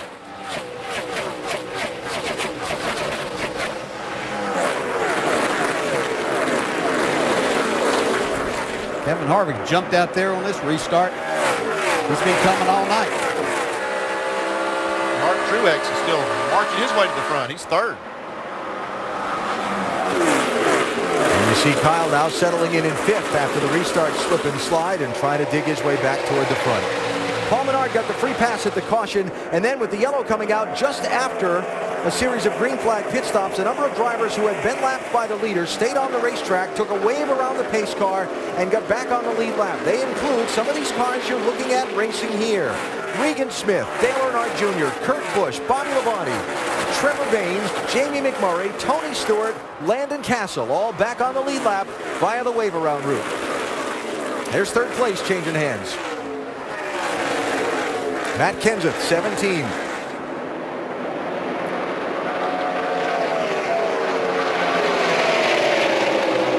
Talking about that jam up on the restart there. Big loser in all of that. Jeff Gordon restarted 7th. He's been running up into the top 5 all day. Fell all the way back to 14th right now. I guess it's better than being wrecked right now. Very true.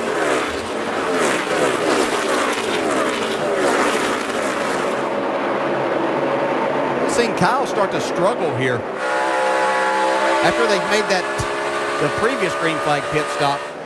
Their car just hasn't seemed to be quite as good.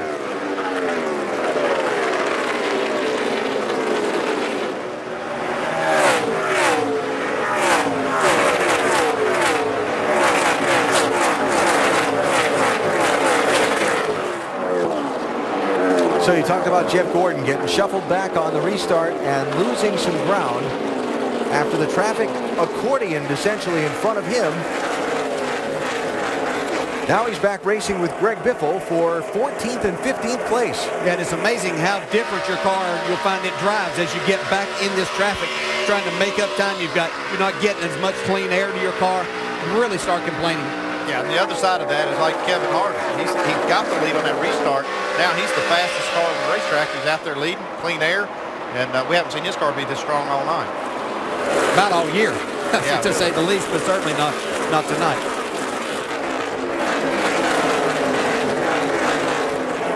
Greg Biffle, any happier? Well, watching those hands slide, I'm not sure he would be, Shannon.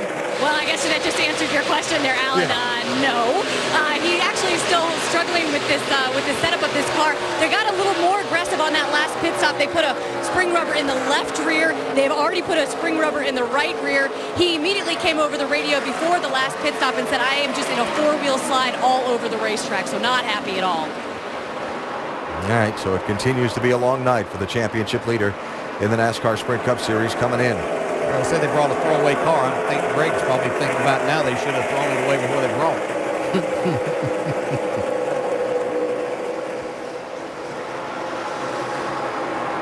So let's go back and have another look at that restart and how it all got jammed up.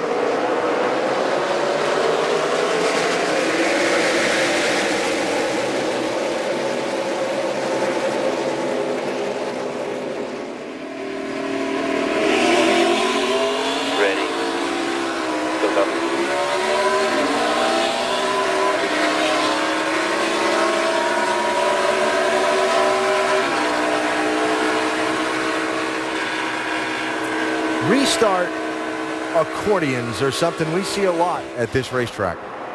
Well, yeah, we talked about how slick, and normally when we talk about a racetrack being slick and no grip, we're talking about mainly through the corners. See Jimmy Johnson sliding through the corners here. The straightaways aren't much better. I mean, there's just no grip to be had. And normally Kyle Busch is really good, probably the best on these type of tracks of getting his car up to speed, but just couldn't do it that time.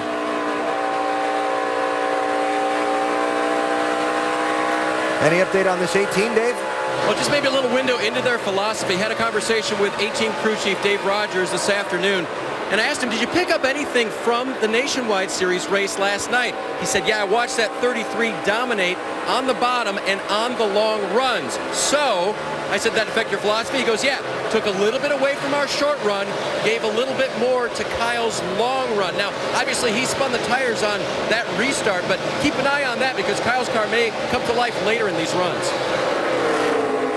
Yeah, I know Dale was talking about how he was surprised a lot of cars running the bottom of the track in 1 and 2. And I think that's what happened last night. Kevin Harvick dominated so much running the bottom that I think it changed the philosophy of a lot of teams. Now Jeff Gordon trying to make up some of the ground lost. Yeah, that's what's so bad, man. But his car has been pretty decent on the long runs, but you just hate to give up that much when you have your fresh tires. Just really discouraging for the driver. What's Jeff saying, Vince? Well, the one thing that Jeff is talking a lot about is the fact how much better his car runs when he gets it out in clean air as compared to that traffic that he was in when you guys described that accordion at the restart and he was battling with Biffle. He said, we do not have the car to be in this kind of traffic.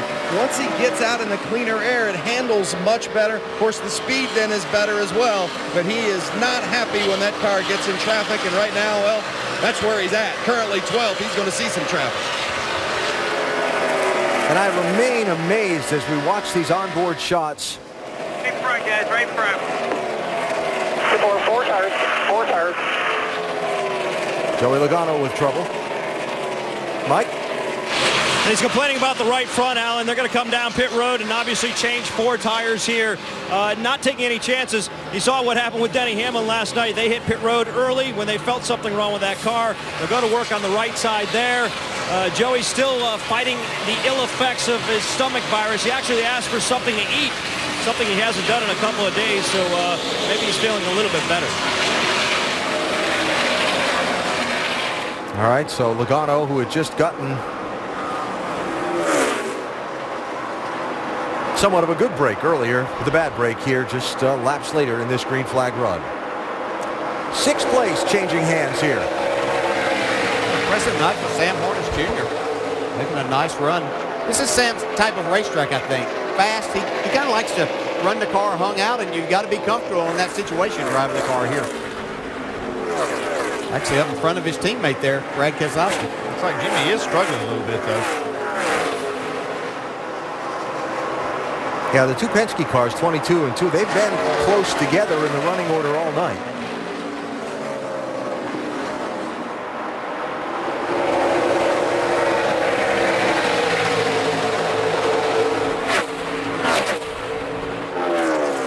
So, from your experiences here, driving in these long Atlanta races where you're slipping and sliding and wrestling the wheel, do you ever get to a point behind the wheel where you just say, okay, I've had enough, fix this thing, or you just know that that's just how this track is and you just got to ride it? Yeah, I think you come in knowing that it's going to be a long 500 miles. I mean, we've seen the leader, Kevin Harvick, Denny Hamlin, whether it was Kyle Busch out front, their car's working extremely hard and the car's moving around a lot. You just know it's going to be like that. And you just hope that you don't make a change that really sends you one way, and especially on the loose side, because that makes it almost impossible. You have no choice but just to basically slow down and not wreck and hope you can fix it back.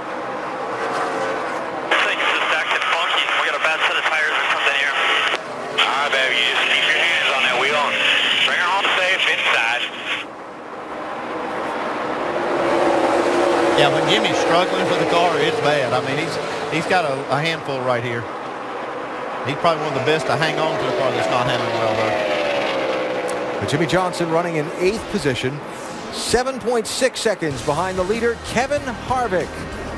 Richard next weekend to a huge weekend in NASCAR. Richmond, the NASCAR Nationwide Series, presented by Bombardier, Friday at 7 Eastern on ESPN, and the Chase deciding race next Saturday night, the NASCAR Sprint Cup Series from Richmond on ABC at 7 Eastern time next weekend. It's going to be a big night. Look forward to seeing how it all shakes out at Richmond. And of course, we'll share the conversation throughout tonight's race and next weekend's races with you as well at NASCAR ESPN. The hashtag is Pit Studio. Been asking you to tweet your seats about where you might be watching tonight's race from. Looks like Dagadude was in the Turn 4 grandstands and Spurgeon Boy is in front of the TV. Starting them young. Gotta like that. You were probably watching races about that age, right? Yeah, that's at the track. Yep. Here's your leader, Kevin Harvick. Took over just after the most recent restart. After Harvick started this 29 car. Back in 24th on the grid. Ran quickly up into the top 10. Then into the top 3. now to the number 1 spot. And look out the results for Harvick through the 24 races of this season so far. Only 3 top 5 finishes and just 1 top 10 in the last 7 races. This is not a team that's been showing us the ability to get up here, lead laps, and win races, Vince, but they've got it figured out tonight. They sure do, and I think the change to crew chief Gil Martin has been a positive move in the positive direction for them, because they seem to have gone back to the basics from a setup perspective, and that's helped their race car. Right now, the car's pretty good. The problem they're having is that Gil is having a difficult time hearing Kevin, so Gil's actually changed out headsets a couple of times because they just don't have a clarity in the headset to have a clear understanding of the feedback that Kevin's given them. Car seems to be pretty good. Now, if they can just hear what Kevin's saying about it, maybe they'd really have an understanding. You have to know that it has been a frustrating season for this team to not, I mean, they'd won 3 races by this time a year ago, and they only have 3 top 5 finishes this season. This sounds like how we were talking about Tony Stewart this time last year. Yep. Maybe they're peaking at the right time.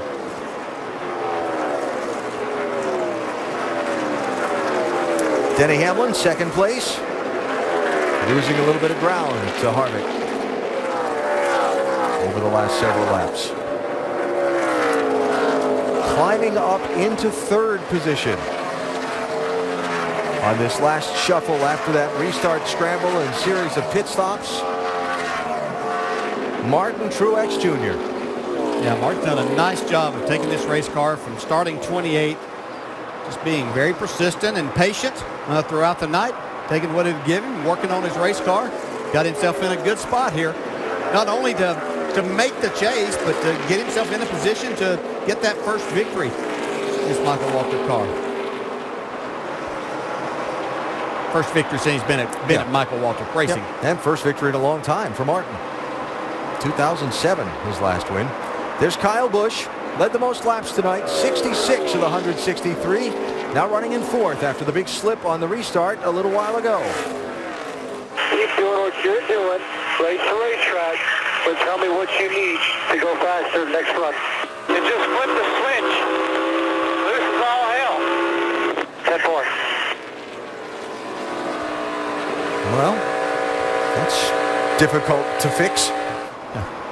Yeah, you feel like they just flip a switch sometimes. But, you know, I heard Kyle say earlier that he felt like maybe he was running the car too hard at the beginning of a run. And it really was just hurting him as they tried to get some more laps. Mike, 14's in.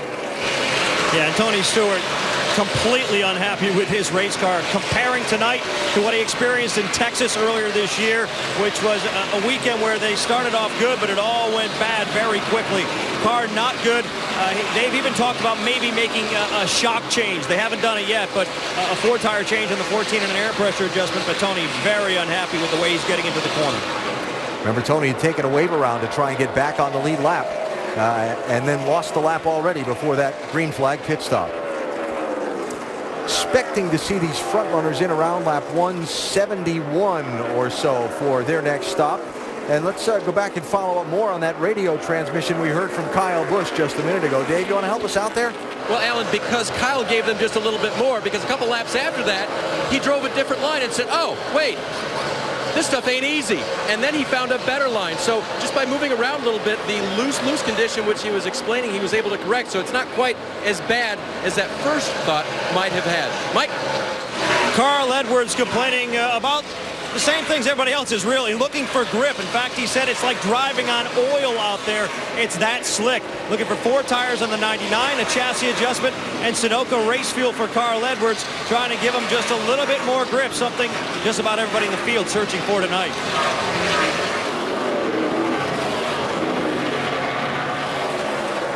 Marcus Ambrose is in. Marcus Ambrose, they're going to continue working on the setup of this car. The handling is not where he wants it. You see the wrench in the back window. That's going to be a track bar adjustment. They're also going to put 4 tires and fuel for the 9 car. Guys? All right, Shannon. Remember some of the guys that stayed out that took to take the wave around at that last caution, needing to pit. a little sooner than the front runner. Expecting Kevin Harvick in shortly after lap 171 or 172 from the race lead. There's Ryan Newman in. Alan, he's gotten into the top 10, which is where he needs to be running to try to make it into the chase this year. Loose this time. He was able to give his crew some idea of what's going on. They will make a 4-tire change, helping with air pressure. Again, a top 10 run for Newman. Shannon? Well, we've well documented the 16 struggles. The car is still not right for Greg Biffle. Says it's plowing. They're going to make an air pressure adjustment, a 4-tire change. Mark Martin also leaving the pit lane. Paul Menard took the free pass at that last caution to get back on the lead lap. Now on pit road. Paul Menard's just been handling some tight conditions for that 27 car. They're going to take 4 tires, as will everybody that comes down pit road here at the Atlanta Motor Speedway, but just a little bit tight. Mike? Jeff Burton's complaint is that he hasn't been able to run the bottom the way he would like. That's what they worked on throughout the course of practice yesterday, so they're a little bit surprised by that. A 4-tire change for Jeff Burton. Further down pit road, Dale Earnhardt Jr. looking for a left side bite. They'll make a 4-tire change and an air pressure adjustment there to try to give him what he needs.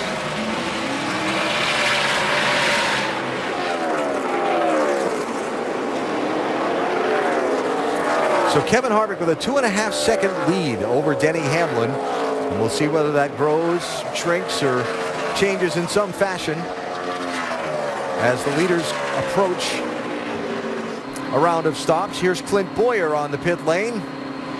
He had been running 9th, Alan, before this round started. He'll make no chassis adjustment changes. Good news for Clint. He lost spots on pit road, getting stuck behind the 10 car of Danica Patrick.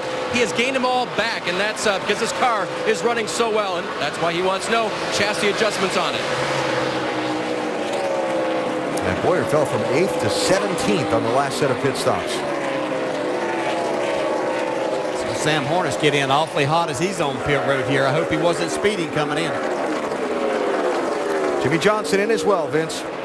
Jimmy didn't like that set of tires that he had on. He said, I think the car is okay, but let's put on a better set of tires.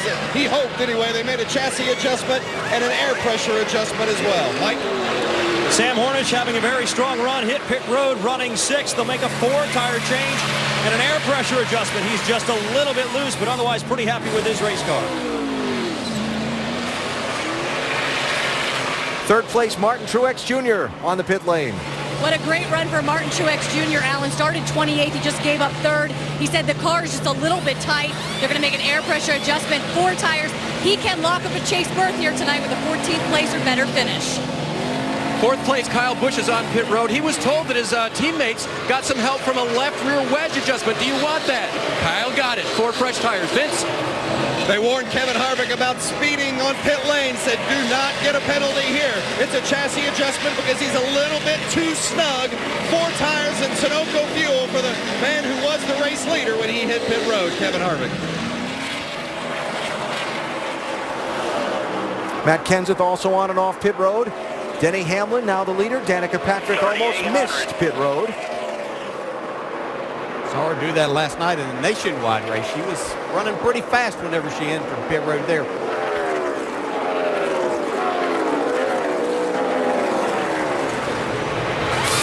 Danica Patrick complaining that her car has been just a little bit too loose. She doesn't like it like that. Wants to be a little bit more conservative and tight. Allows her to be a little bit more aggressive on throttle. They'll make a 4-tire change here to the 10 car with a little bit of an air pressure adjustment, trying to help her just a little bit. Meanwhile, Joey Logano coming down pit road. He's another guy who has not found exactly what he's looking for in that race car. Still feeling a little bit ill behind the wheel of that machine, although he's still sticking with it. A 4-tire change, no chassis adjustments for the 20 car as we go to Dave. Denny Hamlin, he said that the car is not turning like it was before in the center of the corner. Darian Grubb asked him if he wanted to go back on some of the changes they made. That's yes. That'll be a wedge adjustment back, air pressure adjustments back, 4 fresh tires and full of fuel.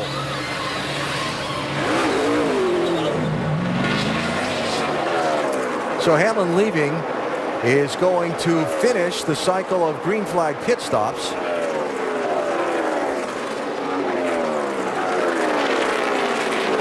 And should put Kevin Harvick back around into the #1 spot. Yeah, by quite a margin, too.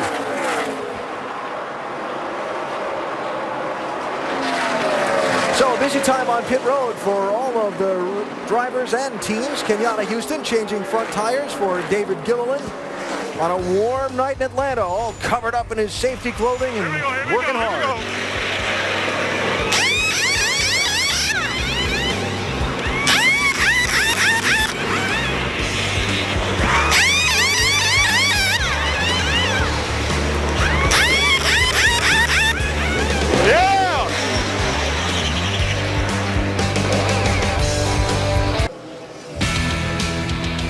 So much at stake for drivers trying to race into the chase for the NASCAR Sprint Cup. Carl Edwards needing to win tonight in Atlanta or next Saturday night in Richmond, or find a way to race his way into the top 10 in points. And here in Atlanta tonight, not having the kind of night he would hope for. Edwards running right now back in 6th position.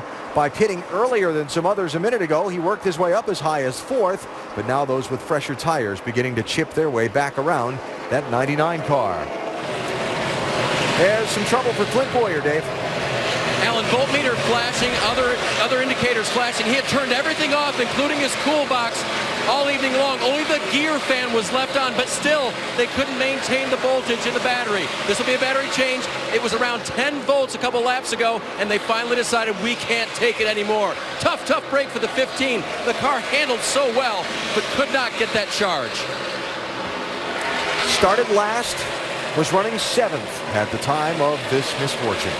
Andy, they changed engines before the race, had to go to the rear. Any chance that something there could be amiss? Well, yeah, I mean, they changed the alternator as part of that, and they changed out the engine. I don't know if maybe they had a problem with the alternator on the engine they put in that didn't have any practice time to verify that it was charging. I mean, you can check that in the garage with it idling, but sometimes those issues don't expose themselves until you get in racing conditions. Well, it's a real shame. You had a fast race car tonight. Yeah, it's very frustrating. You see just how frustrated that Clint is in the car. Still has a chance to clinch a place in the chase tonight on points where he was starting the night and so on, but he had a chance to win maybe too. Kevin Harvick out in front has just put Danica Patrick in that 10 car, a 4th lap down. 34th place for Patrick. I can see Kevin Harvick. I know we've said this, they haven't documented that they haven't been that strong. I talked to Kevin a little bit at Michigan a few weeks ago. He was telling me he thought they were making changes. See Jeff Gordon making a pass on Ryan Newman, who really gets sideways there. But Kevin was optimistic that they were heading in the right direction, making some changes that he thought was going to benefit this race team and help them become competitive again. Because, as he told me, he said, I don't just want to be in the chase. He said, you know, it's no fun just being there. You want to have an opportunity to win. This is showing that they may have that. And for anybody that struggled through the course of a winless season, what happened with Tony Stewart last year has to give everybody that attitude that, hey, look, get hot at the right time and it can happen. Yeah, you can't give up. I mean, like I said, Harvick struggled all year long. They've got it turned around the right direction. It couldn't be a better time for this team. I just love watching these guys work the steering wheel inside these cars on this racetrack and how hard they're working behind the wheel at such high speeds. Well, these two have been having a good race. Kyle Busch and Brad Keselowski back and forth. And once again, as Kyle came out of the pits, his car wasn't that strong, getting up to go on the fresh tires. But as he gets a few laps, the air pressures build up, then he starts moving back forward.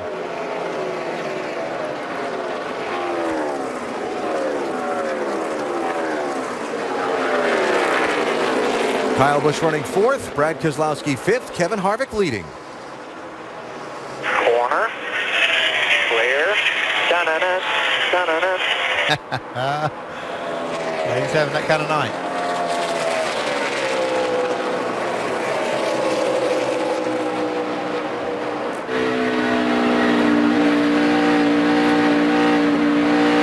Look at him working. It's Kevin Harvick on Twitter just before the race. Motivation.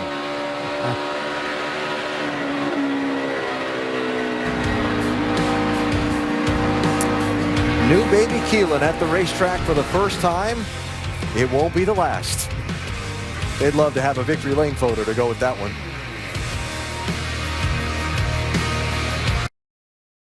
And welcome back to a Sunday night race at Atlanta Motor Speedway. Under the lights with 130 laps to go, Kevin Harvick is currently out front. Perhaps no surprise considering we saw him dominate the race last night in the Nationwide Series. We have seen 13 lead changes and just 2 cautions for 8 laps. So far, though, it's been Kyle Busch we've seen out front the most. Our in-race reporter currently in third, one of the biggest movers. And in the standings, if the race were over right now, which is not, Greg Biffle would be out front. Those are the 3 guys who are currently locked. Well, one thing you got to remember, this is a long race. Talking 500 miles, 129 laps to go yet. But Kevin Harvick, man, he learned a lot last night in that Nationwide race. And Brad, that car is flat flying out there. Yeah, he is on a rail. And also Denny Hamlin, I mean, he has been really a surprise tonight. I can't believe how strong he's been. You know, last week, obviously, with the win. But this team has just really, he and crew chief Darian Grubb, come on strong the last couple of weeks and put themselves in this championship picture. Well, let's get up to speed with our leaders. Vince, starting with you. You have Kevin Harvick. That's right, and Kevin says the car's not quite as good as it has been. It's starting to go away a little bit, and although you see him down there on the yellow line, he says it's not as comfortable down low as it has been earlier in the race. Remember, he started 24th. He's driven all the way to the front. He's your leader. Dave? Brad just said he couldn't believe how strong Denny Hamlin was. I bet he went through the garage and talked to Darian Grubb the way I did and saw that little bit of smile, a little wiggle right there. Darian had the smile on his face because the car's been good since they unloaded it from the truck, and they've stayed in the same direction. They knew they were going to be good. Shannon? Well, Martin Truex Jr. started 28th. He is now in 3rd place. He did have a slow pit stop on that last stop. When he came down, the right rear got hung up, and it was about a 16.7-second pit stop. His crew told him, don't worry, we didn't lose any position. We're still in 3rd. As you see, there's the right rear, and as the guy tries to pull it off, it does get hung up. Made it a little slow of a pit stop, but he didn't lose the 3rd place position. He just lost some ground to Denny Hamlin, as he's currently 11 seconds behind Denny Hamlin. Dave? For the 18 car, when I talked to Dave Rogers earlier today, he said, you know what, we had a very fast car in happy hour, the final practice, but we never made a 20-lap run. So where will it go? That's part of the challenge here tonight, is to manage this racetrack and the race cars and see what you can do with your car as the night goes on. As far as Brad Keselowski goes, it's the same kind of story. He says the car really hasn't been lacking a whole lot of grip. It just doesn't have stability in it right now. Not handling poorly is what he said. Just doesn't have stability. So a little bit of a subtle issue for Brad right now. Mike? Dave, under the circumstances where Carl Edwards knows he absolutely needs a win to make the chase, he said Atlanta's the perfect racetrack for him. He loves sliding through the corner. Well, he may be sliding through the corner a little bit more than he wanted to on that last run. Said it was so slick it was like he was on oil. They made a wedge adjustment, and the car has been a little bit better. Suddenly, as you can see, he's working to the bottom of the racetrack. He can move around a little bit better than he could on the last run. Behind him, you'll find Sam Hornish having a very solid run tonight. Inside the top 10, just fine-tuning on that race car.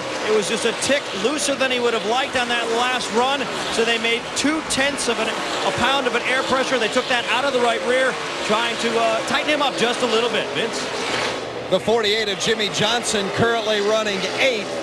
Johnson, the only driver to make the chase all 9 seasons, comes into the race 2nd in points. It's had a pretty decent race car. It's not been great. Chad Knaus, the crew chief, just told him we were faster when we were looser, and Jimmy replied, yeah, I'm definitely too tight across the center right now. So they've got that car to work on yet. Now the 24 for Jeff Gordon, they've been looking for the sweet spot on that one since early in the race. He led early on, charged right to the front, in fact, but they've not been able to get it back as good as they'd like, and especially in traffic. As you see, there's nobody there in front of him, but when he gets up in traffic, it's a little bit too loose. Now the 17 of Matt Kenseth, he said the middle is no better than it was, and he's lacking rear grip. That's really what they've kind of been fighting. They're running 10th right now. They've been around that spot, but they haven't had a car to challenge yet tonight. Nicole? Thanks, Vince. Kevin Harvick out front of Denny Hamlin, who's really giving Harvick right now a run for his money. Yeah, he's definitely running him down a little bit, Nicole. He's getting closer and closer, and they're working on the cars throughout the night. You can definitely tell that everybody's adjusting to this racetrack, whether it's wedge adjustments, air pressure adjustments, what have you. And Carl Edwards, here's another guy that I'm looking at. Been focusing on him all day long. He really has to get it done. He needs to win this race to get locked in. Green flag stops underway, Shannon. That's right, Nicole. They're going to continue to work on this 16 car for Greg Biffle. He says when he gets off the gas, it just snaps loose. They're going to make a track bar adjustment in 4 tires. Greg Biffle is out of his pit box. Guys? All right, Shannon. So Denny Hamlin, as he steadily has since these leaders last made green flag pit stops just a little under 40 laps ago, slowly, steadily closing in on Kevin Harvick up front. And you see Marcus Ambrose in his pit box, guys. He says it's better through the center, but really loose off. So they're going to go to work on that 9 car, make a 4-tire change for Marcus Ambrose. Remember, he is in the wild card hunt with that win at Watkins Glen. So tonight is all about getting a win. Edwards and Hornish, 99-22. Montoya on 42 is on fresh tires, so he should be a handful around these guys for a minute. Looking for a way through.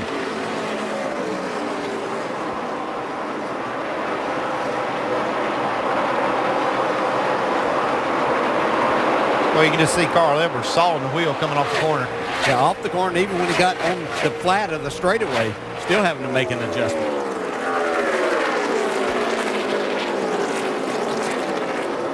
Don't you love that? Running all over the racetrack. Bottom, top, middle. Anywhere you can find some grip for your race car. Mark Martin has been happy with the balance of this car. They're going to take 4 tires. He's made 51 starts here at the Atlanta Motor Speedway. Started this race 6th after really struggling in practice. 4 tires for the 55. Jeff Burton on pit road now looking for a 4-tire change, also an air pressure adjustment and a chassis adjustment as well. They're going to try to tighten him up just a little bit. Meanwhile, Tony Stewart, they've been struggling throughout the course of the evening. Their last stop, they pulled the spring rubber from the right rear. Here, this time they'll make a wedge adjustment and a 4-tire change for Tony Stewart, Vince. The 17 of Matt Kenseth said he can hardly drive it. It wants to wreck on entry and exit. They made a big air pressure adjustment, 4 tires for Kenseth. Ryan Newman lost a couple of spots on that run, was running 12th before everyone started pitting. Why? Loosest I've been, he said. It'll be a left rear wedge adjustment, 4 tires and fuel. Vince? The 48 of Jimmy Johnson, we told you just a moment ago, he said it's just too tight across the center. Track bar adjustment on the 48, also giving him 4 fresh tires and air pressure adjustment for Jimmy Johnson as well. Mike? Carl Edwards coming in saying the car's been free off, tight center. They'll make a chassis adjustment, also a 4-tire change for the 99. Remember, Carl Edwards has one objective today, win. They'll be as aggressive as they possibly can going for it. 4-tire change is complete there. Jeff Gordon in that 24 starts off too tight and then gets loose. They've been dealing with that throughout much of the day. You see the wrench going in the right back end there. That's a track bar adjustment, 4 tires. Jeff Gordon desperately needing to get to the front. Needs a win to make the chase. They looked good early, but they haven't been quite as good since.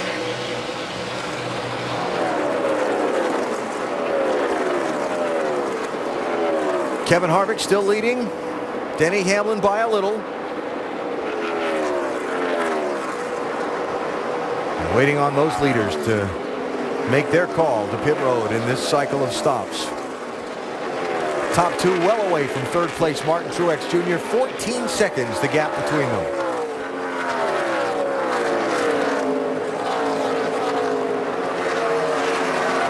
And this is the time now as a driver where you're really dependent on your spotter, because you got all these people coming at you that are on fresh tires, and you need to know what's going on, and you can't see all that well behind you. Yes, a handful as it is, and then you have these cars on fresher tires all around you. Mike 88 in. And Dale Earnhardt Jr. just has not been able to find the balance they've been looking for tonight. And that was the concern of Steve Letarte coming into the race. Talking to him beforehand, his concern was speed and balance. They still haven't been able to dial it in. They'll make a chassis adjustment and a 4-tire change for the 88. It's a win.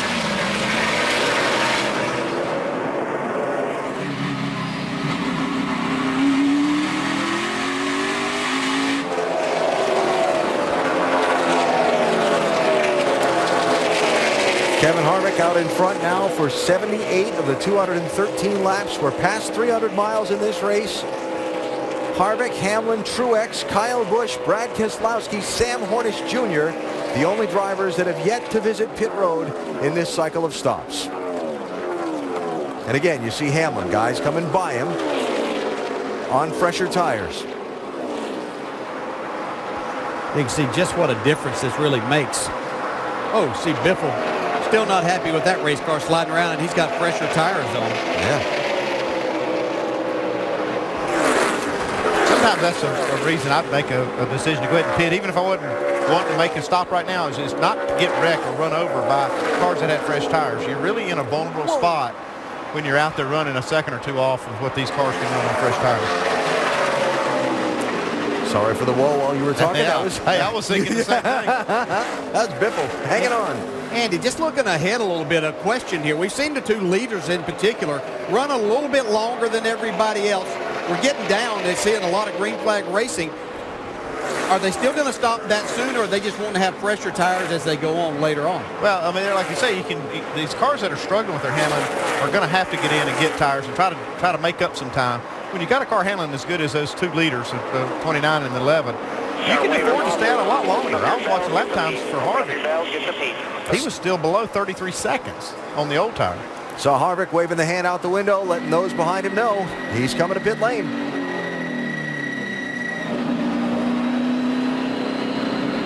Reminding Kevin Harvick, no chances. They want to make sure they don't have any pit lane speeding violations. It's going to be a 4-tire change for Harvick. Still a little bit too snug. A track bar adjustment for the 29 as well. It's been a good night. He's won here in trucks. He's won at Nationwide, and he scored his first ever Cup win here. He looks to add to that this evening.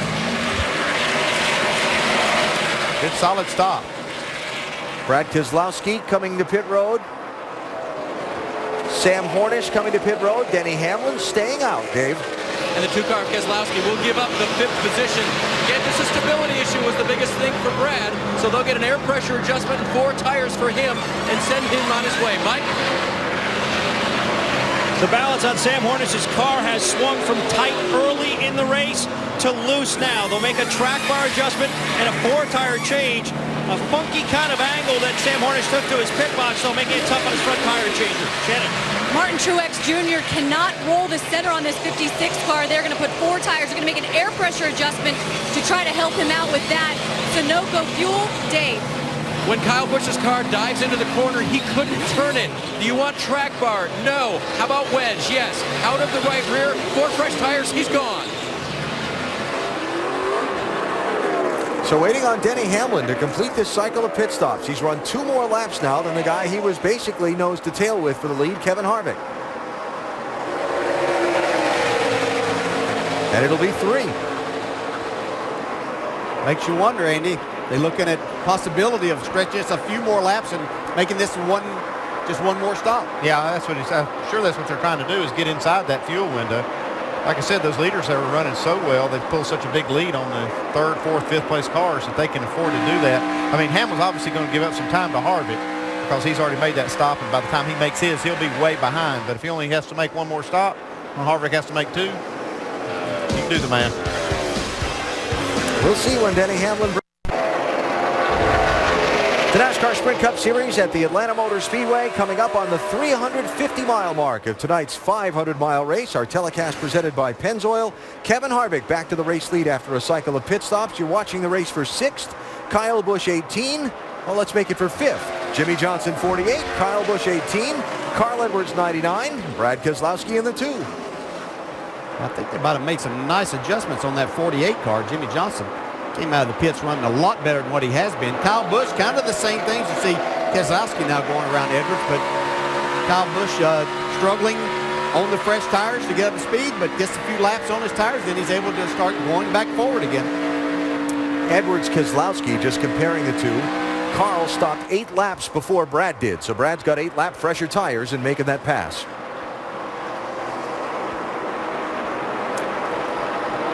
Now, Kevin Harvick, when the cycle of green flag pit stops started, had a 1.3 second lead on Denny Hamlin. That lead is now a lot bigger. Yeah, it's about 6 seconds, almost 6 seconds, but it's closing quickly. I saw Harvick make that stop, kind of short stop. Hamlin stayed out till just about time he was going to need fuel. And you can see just visibly how much you give up on the track once that stop's completed. But I really think that Hamlin's going to try to make this on one more stop. Keep Assuming green, too. Yeah. Keep an eye on the gap between Harvick and Hamlin and see what kind of ground Denny makes up. He stopped 5 laps after Kevin did. And it'd be about 52 laps each if they're going to make this work, Dave. DJ, it was a clean pit stop, 4 tires. They made a wedge adjustment for the car that was just a little bit tight, but Denny was concerned that they'd left him out on tires for so long. Listen. This is frustrating, having to make up a half a track every run, Darius. Simple, bud. We got the 2 longest runs of the race left to finish it here. Just do what you've been doing. Maintain your speed. This was the plan all along. You guys called it very correctly. They told him after the last pit stop, that opens our window for 2 more stops. They wanted to get to about lap 225 or 226. They hit pit road on lap 221, but they can stretch it, make it on 1 more stop to that lap 325 finish line, Alan. He's already knocked almost 3 seconds of the gap off that he was behind Kevin Harvick right after the pit stops. Yeah, this is sometimes it's difficult to get the driver on board. He's out there, he looks at that gap. He's been looking right at the leader for most of the race, and all of a sudden he can't see him. And he's thinking, oh man, I don't know about this. And you got to assure him it's going to work out.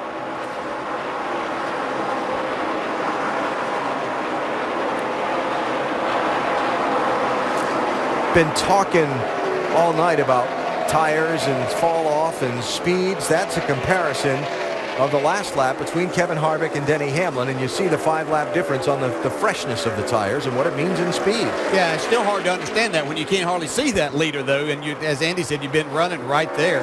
And also, you know, Denny's now going to, with these next 2 runs, is going to have to run quite a bit further than what he's run all night on these sets on a set of tires. So that also starts to concern you as a driver. Yeah, but this thing goes green. You know, Denny's going to be really happy. He's catching Harvick really quick right now, and he'll probably end up passing for the lead on this run.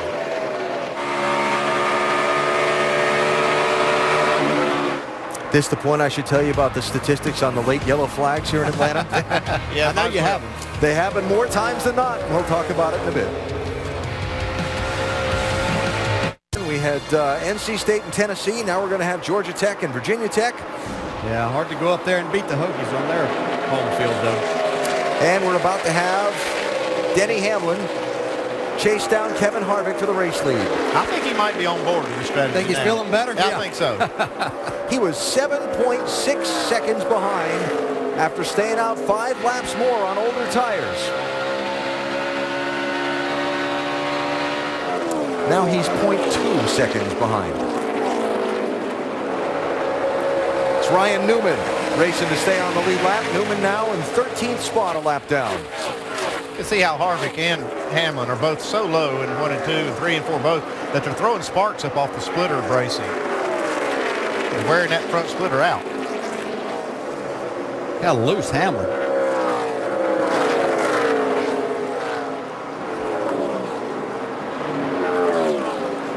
Now Martin Truex Jr. is in 3rd position, but he's some 13.5 seconds back, Shannon. Well, you heard the 11 talking about why they stayed out, maybe some fuel mileage stuff. Martin Truex Jr. and this team, well, they're talking about it as well, Alan.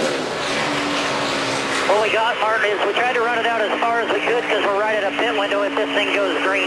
So we tried to run it out as far as we could without losing a bunch of time to the guys behind us that had already pitted. Cool, man. We're still 3rd, ain't we? Yes, sir, 3rd.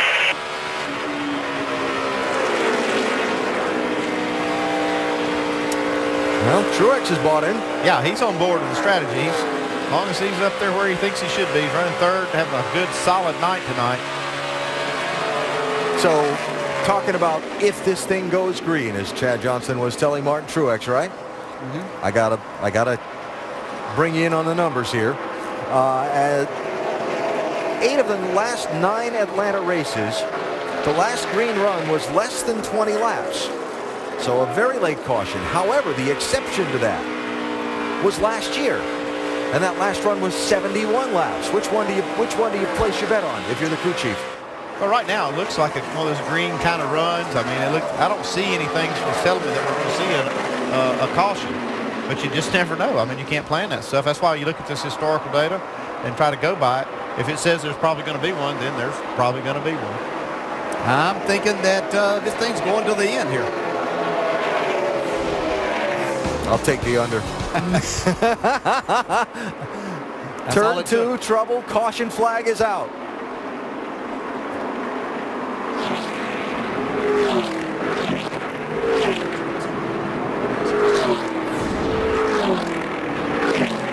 Well, it's not going to go green to the end like we were speculating, but we still have 84 laps to go. So this is going to kind of change the strategy up for everybody.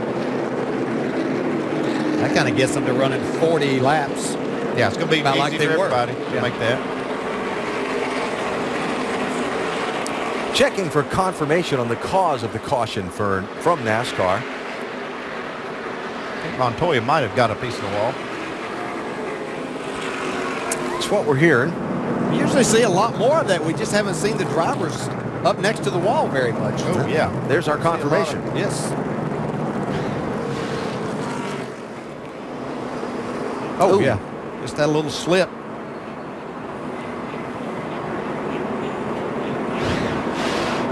So just the third caution of this race is out, and we are pushing 375 miles in. And so now that strategy of being off sequence and one needs to make 2 stops and one needs to make 1, that's all changed. Everybody's back on the same playing field now. Just got to make good pit stops. Got to get that track position. We're going to see a crazy restart too. Second free pass of the night for Paul Menard to get back on the lead lap. And with 82 laps to go, the leaders are headed in. Vince? With 29 of Kevin Harvick. Kevin says it's better than last time. It's really good early, goes through a little lull, and then comes back to him. 4 tires, no changes. Martin Truex Jr. just needs a little bit of help rolling the center. They're going to make an air pressure adjustment, add a little tape to the grill. 4 tires. Dave. 4th place, Kyle Busch says pretty good. I like it. Tape on the grill, no other changes. 2nd place, Denny Hamlin. Just a little air pressure adjustment to change the car. Tight in the center is his complaint. Mike. Carl Edwards has been tight. They're going to take some wedge and some air out of the right rear. Also a 4-tire change on the 99. Going to have a lead change on the pit lane. Stopped by Hamlin's group.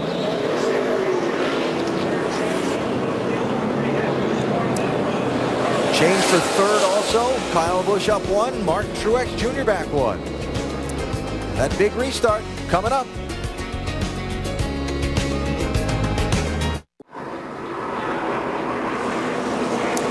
NASCAR Sprint Cup Series at the Atlanta Motor Speedway. Telecast presented by Pennzoil. Hope you're having a happy Labor Day weekend. We are under caution for just the 3rd time in this race with 80 laps to go.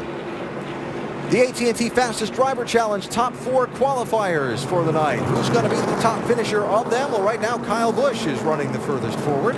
Remember to text FAST to 34763 and play AT&T's Fastest Driver Challenge or visit AT&TFastestDriver.com. You could have a chance to win 4 Gs just by playing. Been kind of a struggle tonight for Greg Biffle and Tony Stewart, with Kyle Busch running in 3rd. So lead change on the pit stops. Denny Hamlin now out in front.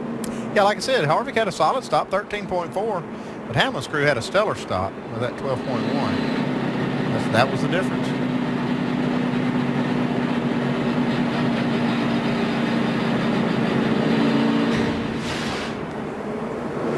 You kind of put these pit stops together, you can kind of see just how it works. It's not much difference. I mean, we're only talking about just a little over a second between the 2 stops.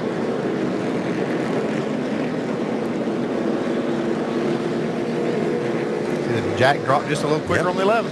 That's it. That's the difference. Now they'll be side by side for the restart. Hamlin has the lane choice. He has chosen the inside lane. By way of nod to the pink pace car. Atlanta Motor Speedway and Chevrolet supporting the cause of breast cancer research. And money being donated to charity for every lap that pace car leads tonight. It's probably going to get to lead a few more. Don't forget tomorrow, Mac Tools U.S. Nationals for the NHRA from Indianapolis. Highlight of the season for the drag racers. ESPN 2 noon Eastern tomorrow. Then next weekend it's on to Richmond. The NASCAR Nationwide Series Friday night presented by Bombardier, 7 Eastern Time ESPN. And the NASCAR Sprint Cup Series and the Chase deciding race on ABC next Saturday night at 7 Eastern Time.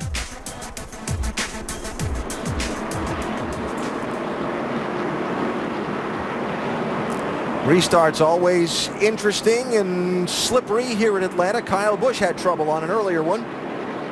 Hey, bud, do you remember what happened on the last restart? Spun my tires real bad. Yeah, that was the outcome, but I was wondering if you knew why. Just giving you a reminder. Yeah, he's had a hard time getting up to speed, whether it's green flag or the last restart that they had. Be interesting to see. He's on that inside line. Is he going to be able to get going this time?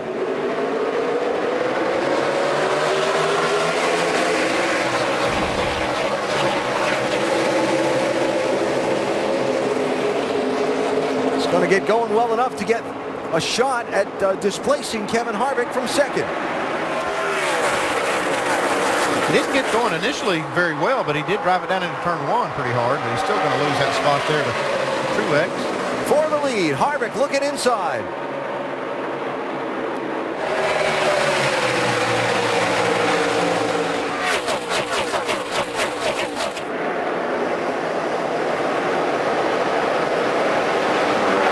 Jimmy Johnson, Carl Edwards, 48, 99, 6th and 7th. Well, Martin Truex moved up about a half lane. Whoa, Jimmy Johnson really sideways. Martin Truex trying to take over second spot, though. He got a great run. He's going to take that spot from Kevin Harvick.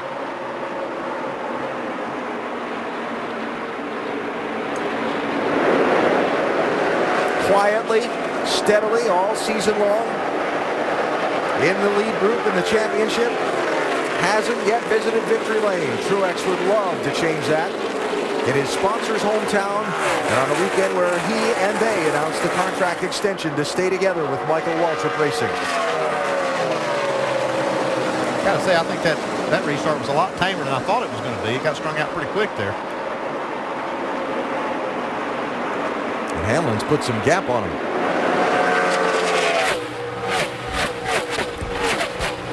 Remember how much ground he made up on Kevin Harvick after the last set of green flag pit stops. I think he knows that 29 is really strong, probably about the last, you say 10 or 12 laps of a run, Andy, and probably needs to put as much distance as he can. Who is that, David Gilliland? I believe it's 38 and slow on the bottom. Or he might make it back. Maybe not, though. NASCAR's keeping an eye on it. We'll see.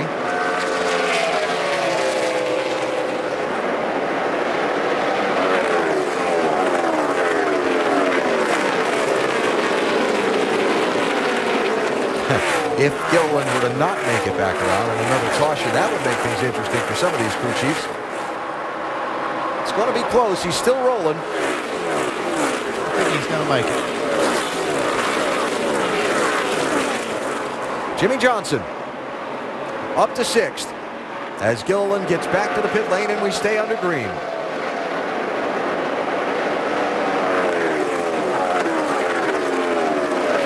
Really haven't called Mark Martin's number a lot tonight in that 55, but he's in the top 10 and on the lead lap. Yeah, we saw Mark early in the race struggling with his race car quite a bit. He was not happy in practice with it, but it looked like they made some nice adjustments throughout the night, got him up inside the top 10 right now in 8th. 24, Jeff Gordon, Sam Hornish Jr., 22. That's for 10th place.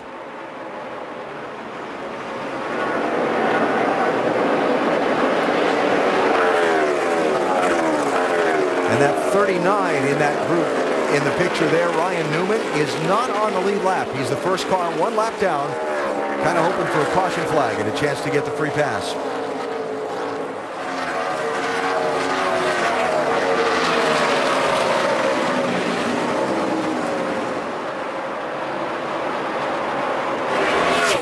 Denny Hamlin, Martin Truex Jr., first and second. Carl Edwards is losing several spots. 99 car is off the pace. Brad Keselowski running in 5th position. And there's Carl slowing down. Yeah, he definitely got an issue. Mike, you know what's going on with this 99? Yeah, they think it's a battery. They asked them to switch batteries, but that hasn't corrected the problem. But no voltage on the 99 right now, and that's a serious concern. Yeah, similar problem with Clint Boyer. He lost 4 laps changing that battery. And Carl Edwards, with Tony Stewart struggling tonight, had kind of put himself in position to maybe had a shot at racing into the top 10 on points at Richmond next Saturday night. But if he ends up losing laps here and falling down the leaderboard, it's going to back up to, again, be win to get in for Carl.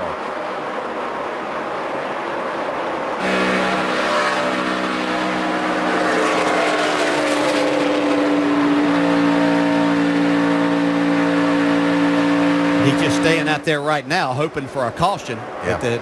That might fall before he could go a lap down, and then they would have caution time to make a battery change. I mean, that's get him to the end of the race. Just ride it out here for a few laps, see if it'll keep running, at least at some pace. Well, Martin Truex has been faster than Denny Hamlin. He's closing in on him right now, but just wondered if Martin may be seeing that lead up there. Is he getting a little too much out of his tires right now and might pay the price on the back end of this run? At the Kansas race earlier this year that Martin Truex Jr. led the most laps, and Denny Hamlin went by him in the late going and stole the victory away. Maybe he can change that. Hamlin leading Truex now. There is the race for the lead in the Advocare 500 in Atlanta. Denny Hamlin, Martin Truex Jr., 11 and 56. About to put Carl Edwards a lap down. 99 still limping around the racetrack at reduced speed. And showing some smoke. Yeah, that's not a battery issue there. That motor's giving up. Shut it off here. Just shut it off. Get to the apron. Here we go.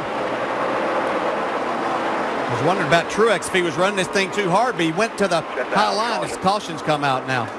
Wow. Pardon the interruption of that race for the lead, but yeah, Carl Edwards has gone up in smoke. Boy, Truex did not want to see that caution. He had just found a line right there. And sadly, on two fronts. First of all, it would have been fun to see if Truex could have gotten the lead using that high line.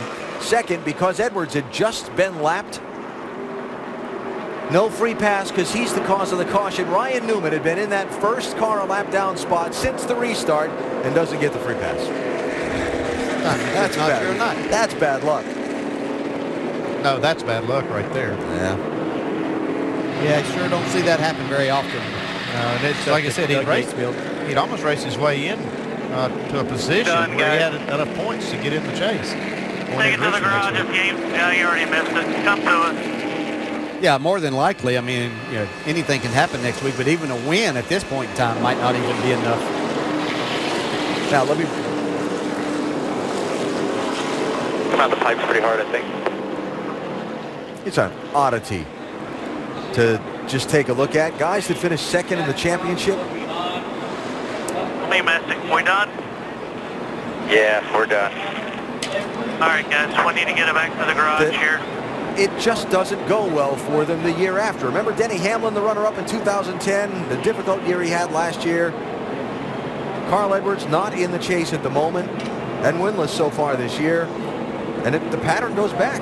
Yeah, I mean, it's got to be something to this. It does take a lot out of a team and driver when you work so hard, get so close, and don't get it done. Pit road is open.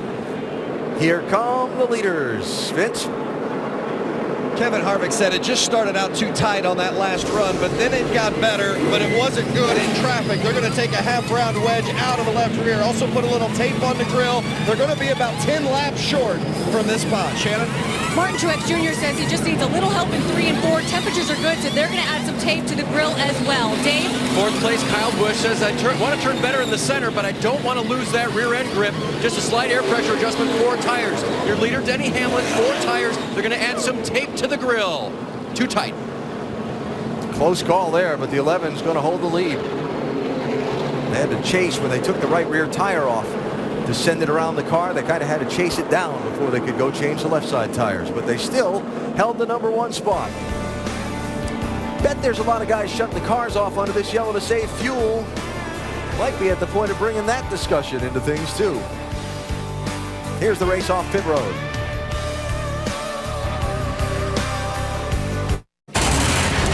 Well, we talked about the championship runner-up hangover. Carl Edwards, in a way, tied Tony Stewart for the championship last November in that terrific finale at Homestead Miami Speedway. And Tony got the tiebreaker by more wins in what was the greatest championship fight in the modern era of the NASCAR Sprint Cup Series. Carl fighting desperately to find a way to get into the chase for this year. Tonight's not going to help. An engine problem sends Carl to the garage. He will fail to finish a race for the first time since October 2009 at Charlotte, 102 races ago. Wow, I didn't realize the streak was that long, but that's going to hurt. That really leaves a mark. And it'll all come down to Richmond for Carl. By the way, a race where in the spring race there, he led the most laps, and a confusion and controversy over a late restart. He was penalized for jumping that restart. Saw him not get a chance to win. Still going to be tough for him, though. Even if he gets a win at Richmond, and Kyle Busch has a good night like he's having tonight, it may not be enough. 56 laps to go in the race when the green flag waves. There are 15 cars on the lead lap. 5 just took wave arounds to get there, but up front, those first 4 have been fighting for the lead. Hamlin and Truex, Harvick and Kyle Busch. Harvick got a great start. Looking inside, he's going to get it. Yeah, he had to restart on the outside the last time, and that didn't work to his advantage at all. You can see Truex struggling up top. And then look at Hamlin get the big run off the corner. And here comes Keselowski. Oh, trouble. Jimmy Johnson turned into the wall. He's collected Ryan Newman. Sam Hornish also involved.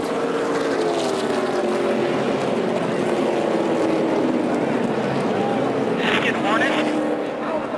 Quite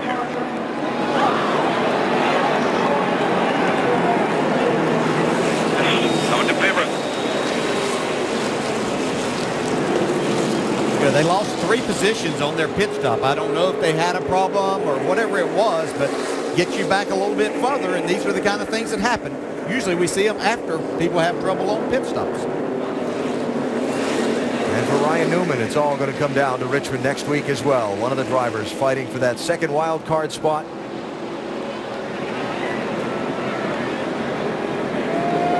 And with one win, he would have to have everybody else with one win and be ahead of them in points. Well, after this tonight, he's not going to be ahead of them in points. He's going to need to win at Richmond next Saturday to have a shot to get in.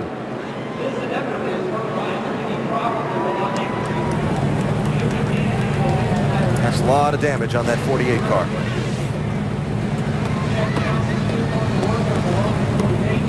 Yeah, it didn't look like they were going to get a win tonight, but they certainly didn't need this. Not like it's going to hurt them much. I mean, it's when the reset comes, they're still going to be up top. Another win would have been nice, but it didn't look like I said, they were going to get it tonight. So Jimmy Johnson was 9th on the restart. It definitely looked like some contact from behind somewhere that sent that 48 car sideways into the wall halfway down the back straightaway.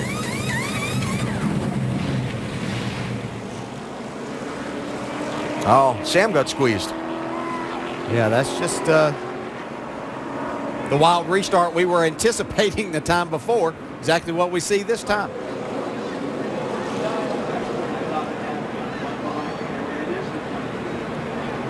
Yeah, I think Jimmy thought that Sam had a lane to come up. He didn't, because he had that 39 Ryan Newman right up there beside him.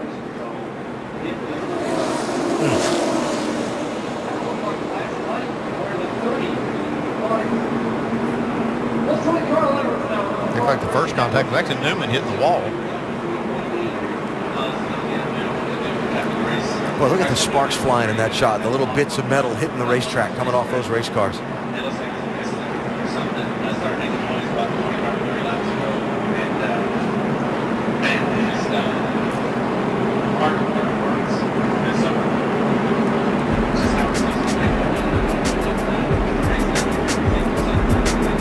So 5th caution of the race is out, and some of those hoping to race into the chase in trouble late in Atlanta. Carl Edwards and Ryan Newman. How good or bad, happy yourself. After 20 years at this label, if I don't open for your little ingenue who wouldn't make it as one of my backup singers. Cleanup continues for the 5th caution in tonight's NASCAR Sprint Cup Series race in Atlanta. Telecast presented by Pennzoil. 52 to go, and an accident racing for 9th place on the restart off of turn 2. A little better angle here. I think Jimmy Johnson didn't have any idea that Ryan Newman was the outside of Sam Hornish there.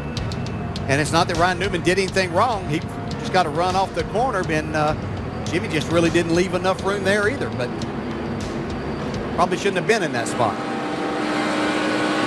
We need 2 back to the 20 top side. Stay down, stay down. Stay down, stay down, stay down, stay all the way down. Stay all the way down.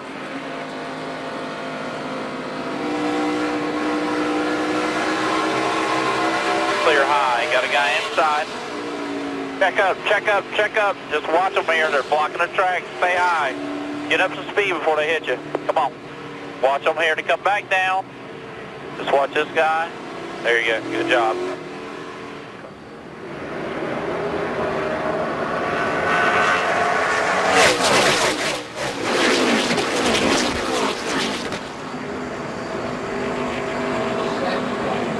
Three wide when you're expecting 2, it looks like. Yep. Yes, racing on restarts at Atlanta. A lot of people did a nice job missing that. That could have been a much bigger accident than what it actually was with those 3 cars. So for Ryan Newman, it leaves a big hole at Richmond. Got a win to get in. Jimmy Johnson looking around to see what kind of damage to his car.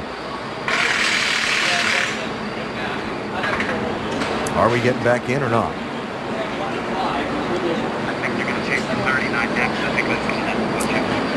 Pit lane's going to be open this time. We see some stops. I know there would be at least a few. There were some guys that took a wave around before that caution to get back on the lead lap. We know we'll see them. That'd be Dale Jr., Jeff Burton, Regan Smith, and Jamie McMurray. What about the front runners?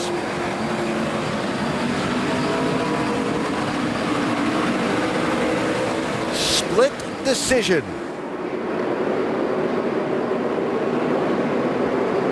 Vince? Boy, they had a long conversation about whether to just go fuel only here, but they decided at the last moment to go ahead and put on 4 tires. Kevin Harvick believes he's got a car that's fast enough to get to the front, but track position has been huge, Dave. Brad Kay and Paul Wolf had a short conversation. I think we should come. Yeah, I think so too. Remember what happened in practice? Yeah, let's do it. Come on, 4 tires, no chassis adjustments, and they'll send Brad back out with the freshest rubber at Atlanta. And enough fuel, they don't have to worry about that. Yeah, I like the idea. Once you put any kind of heat and get some laps on the tires here, even though it was very short time, I just don't think they ever come back to be as good. Hamlin and Truex do not pit under the yellow flag. Kyle Busch, Matt Kenseth stay out as well. This is going to get interesting. And the car count back in the garage. Second to last race, still the chase, and a tough night for some of those hoping to race their way in. Tony Stewart, 10th in points, not having a great night. He hasn't had any wrecks or things like that, but he's just not run well. Kyle Busch in the mix for what would be a huge win in that 18 car, showing 3rd at the moment. Carl Edwards, now this is not good. Smoke from behind the 99 car, he is out of the race. And then Ryan Newman caught up in this with Jimmy Johnson and Sam Hornish Jr.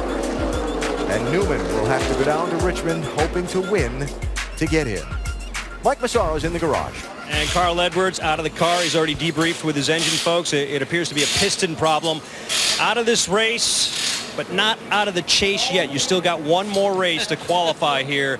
What are your thoughts now, big picture, going to Richmond? Real big picture? I'm not a real religious person, but I feel like somebody's trying to teach me a lesson. And, this year has just been amazing in a bad luck kind of way. But the big picture is we were fast. I was having a good time out there tonight. My pit crew was great. And we're going to Richmond where anything can happen, and hopefully whatever happens involves us winning the race and making this chase. We don't quit, not for Subway, Fastenal, for Ford, everybody, but it's just almost too much to put into words. So frustrating and so shocking that this could happen tonight. So what's it like going to a short track, Richmond, the final race of the regular season, knowing you got to win? I'm probably going to drive pretty hard, and it's going to be fun. I mean, I'm just going to go out there and hang it out and do everything I can to win, and heck with the consequences. We'll go racing, and maybe we can do something spectacular. But we didn't need this, but at the end of the day, it's not the worst thing in the world. Bad day at the races is still better than a good day, with a real job. So we'll just go represent everyone the best we can. Hopefully make this thing. Thanks for your time tonight. Thank you. Alan? Gotta like that statement. Keep it in perspective. And for Carl Edwards, 2012 has been a lesson in bad luck, I guess you could say. And, when you look at Richmond, he led 206 of the 400 laps there in the race back in the spring. And again, was racing for the lead on that late restart when he got black flag for jumping the restart. So he's got a shot, and we'll see how it plays out next Saturday night. Still got one to settle in Atlanta tonight in a very interesting situation. 4 cars did not pit. Hamlin, Truex, Kyle Busch, Matt Kenseth. Kevin Harvick first off the pit lane, restarts in 5th position. There will be 46 laps to go in the race. How wild will this restart be, and what's the next line in the story of this Atlanta race going to be? Ready to go.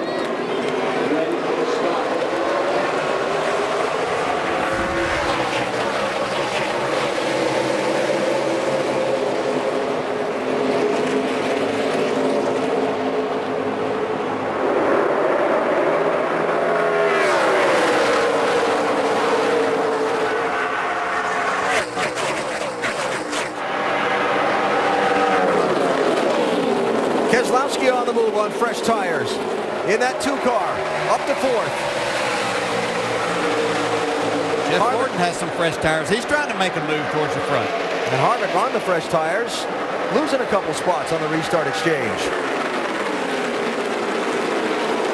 Martin Truex getting back to that line that was helping him run Denny Hamlin down for a couple of cautions ago. Low. See Kenseth sideways out of 2. While we watch this, Ryan Newman treated and released from the infield medical center and has left the track without comment.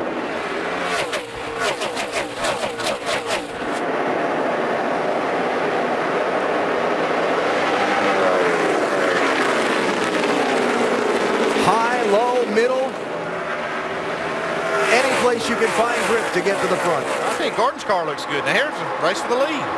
What a run off turn 2 on that high lane for Truex. Well, he's really making a lot of speed running that middle to upper groove down in turns 1 and 2. We made that look easy. What a week this would be for him with contract extension for him. His sponsor coming back. Going to be in the chase. First time with Michael Waltrip Racing. A lot of racing together. And his sponsor Napa based here in Atlanta. What a night it would be. Keselowski and Kyle Busch. That's for 3rd and 4th place. Jeff Gordon, Matt Kenseth right behind.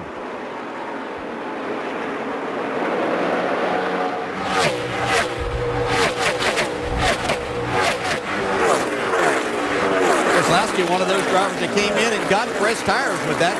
Just the spark that he's going to need. He's been solid all night, just not spectacular. There's Gordon making a pass on the high side on Kyle Busch.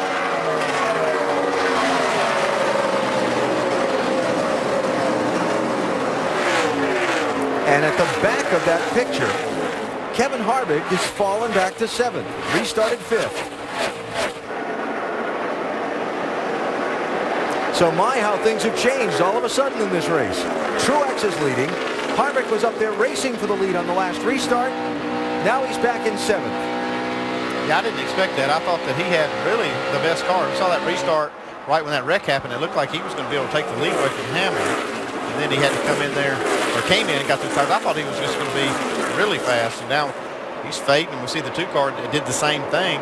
he's actually making a headway. It's the best we've seen him all night. You just never know when you put those tires on, make a little bit of a change. Even though Goodyear does such a great job, they just might not react the same on your race car, and makes it more difficult. We were told Ryan Newman had left without and would not comment. That is actually not correct. Ryan Newman is on the property, and while Jeff Gordon passes Brad Keselowski for third, let's hear from Newman with Shannon. Well, Alan, we just showed Ryan the replay of the events, the wreck. Can you tell us what you saw?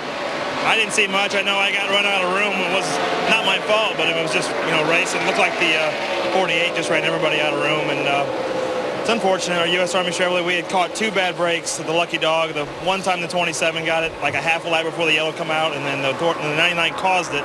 He was the lucky dog by like a half a lap, and it was just unfortunate. We got one chore to do with the U.S. Army team, and that's go into Richmond and win.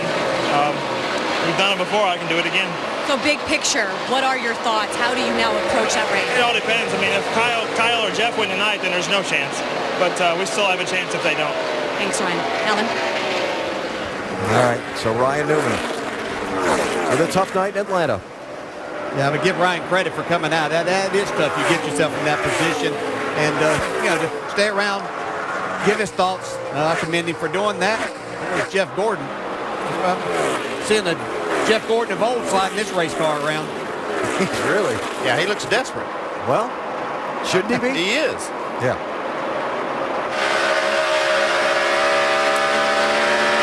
Saw those hands on that steering wheel inside this 24, very busy earlier in the race.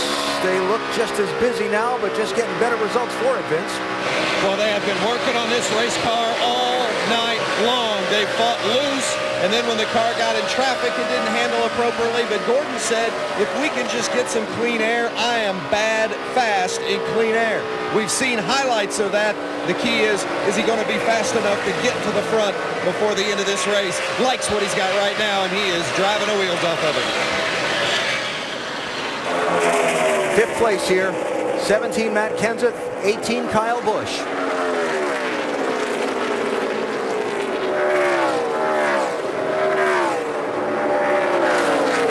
Based on what people were telling me in the garage, whoa, look at that run Kyle got. Based on what people were telling me in the garage earlier today, I expected this 17 car to be a contender up front. We really haven't seen him there much of the night. Yeah, I heard a lot of people talk about that. Now we see the 29 coming back into the picture a little bit. Is his car going to come back to him where he can make a run here in these last 35 laps? That's plenty of time for him to get there still.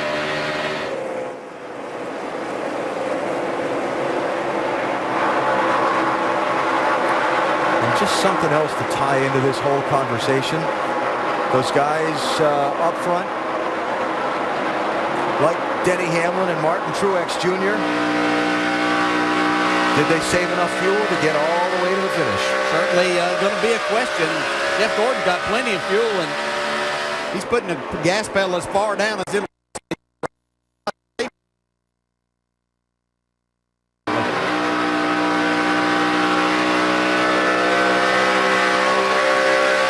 You can see from that view, first of all, what a run Gordon gets off the high side. Second, how far out ahead the leader, Martin Truex Jr. is. Great work. All right, go get him, buddy.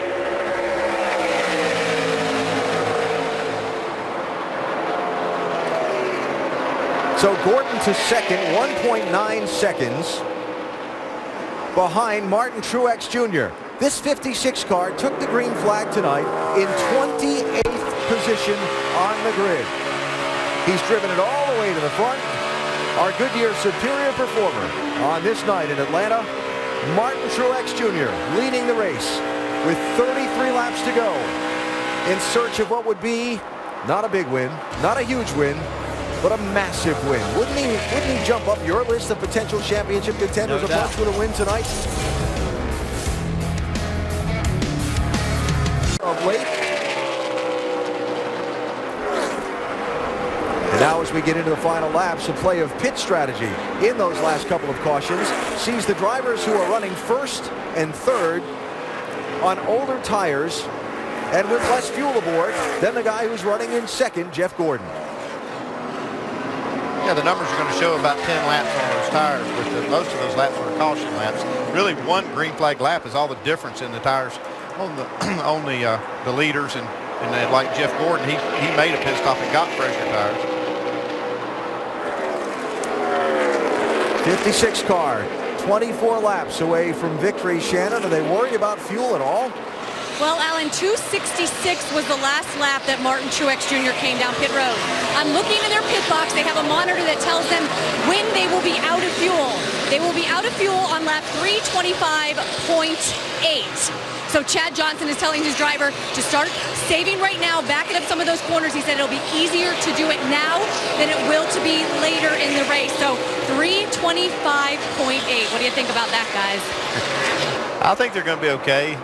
They did get, like I said, a lot of those caution laps to give them some cushion. And with this lead, he can back up on the throttle, try to save a little fuel, and heck, he might even run faster.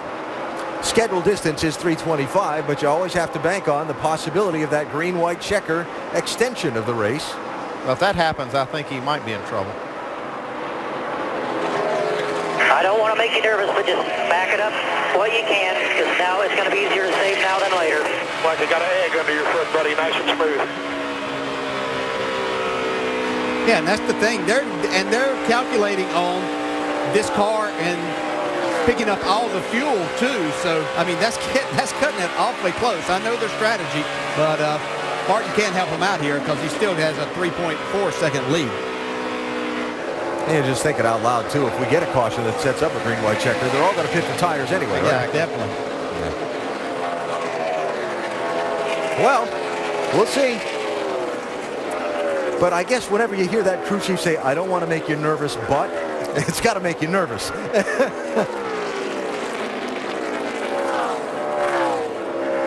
Jeff Gordon running second. Denny Hamlin now 4.9 seconds behind the leader in third place. But a lot of laps tonight, Hamlin.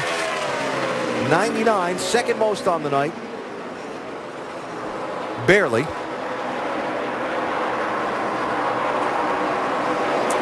Brad Keselowski in fourth place. Never really got up there and contended for the lead tonight so far, but has had a very solid top 10 run all night long. Yeah, he has. He's been in the top 10, and now he's solidly in the top 5, so they've had a good solid night, made good adjustments. Kyle Busch led about 100 miles of this race. Had a restart where he slipped back into traffic and never really got all the way back to the front. Yeah, the car's been okay, and as they get laps down, they're okay, but you know, just not the speed we expect. Here's the man that's kind of the mystery right now, Kevin Harvick, who just had such a strong car for so long in this race. I think the track has changed some as it got cooler and cooler during the night, and I think it really came to Martin Truex. They obviously have made some good adjustments too, but I think it's kind of moved away from Harvick's team. They just don't seem to be as good this probably the last hour that they had been earlier. Kevin led the most laps tonight by 2 over Hamlin, 101 of the 306 that we've run.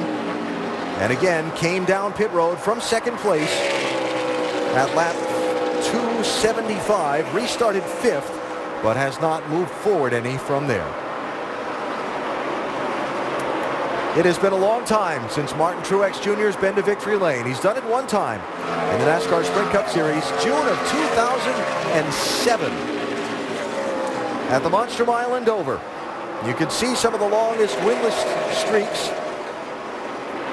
And Truex would slide right into the middle of that list if he can run it out and score the W tonight. It looks like Harvick's car is coming around. He's always been good on the long runs tonight. I think it's going to be a little too late, though, in this run. Still got those busy hands.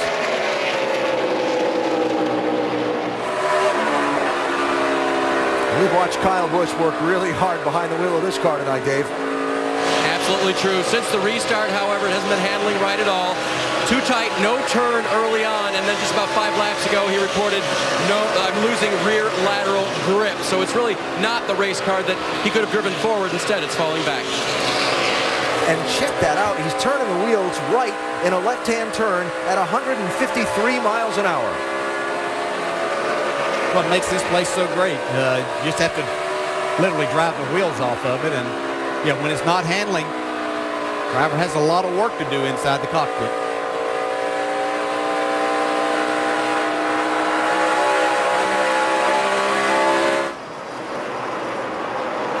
Why do I have to save? I don't get it.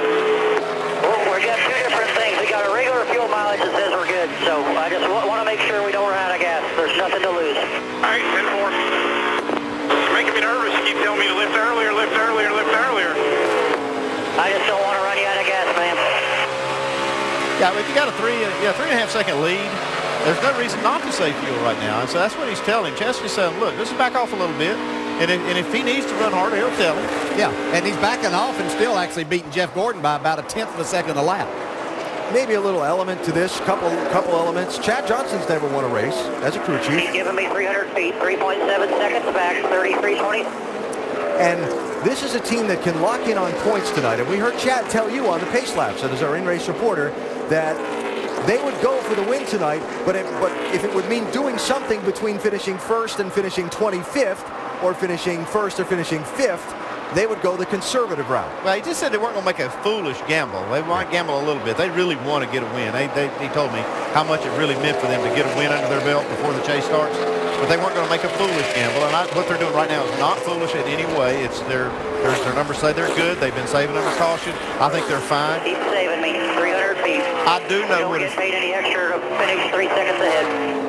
I know what this is like. The last race I won with Dale Earnhardt Sr. was right here, and we had a big lead, and we were running low on fuel. And I said, just back off. We had a 10-second lead, and he kept going faster. And I said, look, it doesn't pay, just like he said, it doesn't pay anymore to win it by a bigger margin. All you got to do is just finish just in front of the second place. Yep. It's 3.4 seconds right now ahead of Jeff Gordon for that 56. Now, certainly looking at what's been a huge week already for Martin and his team. For their sponsor, for Michael Waltrip Racing. Looking very much like they're going to have 2 of their cars locked into the chase after this night. Even with Clint Boyer's problems, he's going to be solidly in. Yeah, Boyer had an electrical problem, had to change batteries earlier. He's 27th place, 4 laps down. Comes Harvick on the move. 4th place there.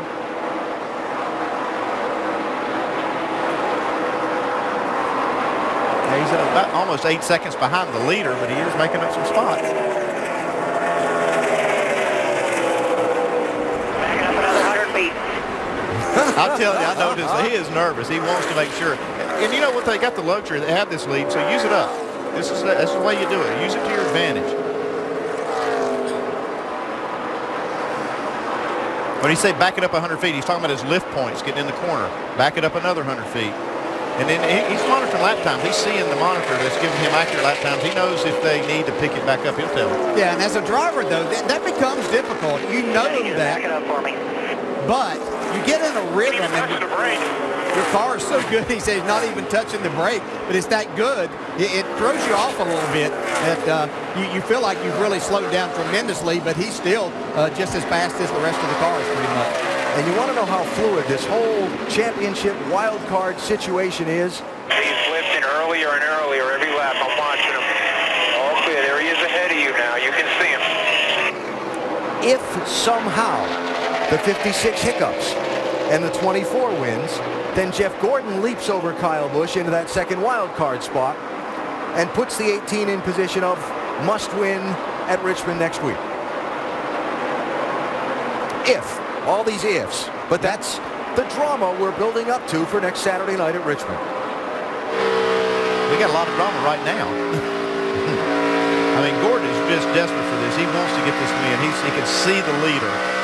He's not saving anything. And you got Truex up there trying to save a little fuel, give up a little bit of his lead. He needs to get that first win of the year. Well, he was a little fortunate in getting his first win, so it would take a little fortune here.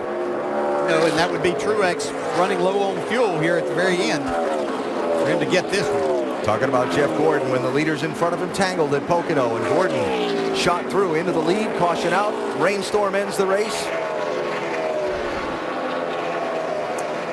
It's a dynamic interval. You can see Gordon catching Truex just a little bit at a time. But Truex is giving up just about the right amount. I've been watching his lap times. He's got 7 laps to go. He's getting beat about a couple of tenths a lap. That's plenty of cushion.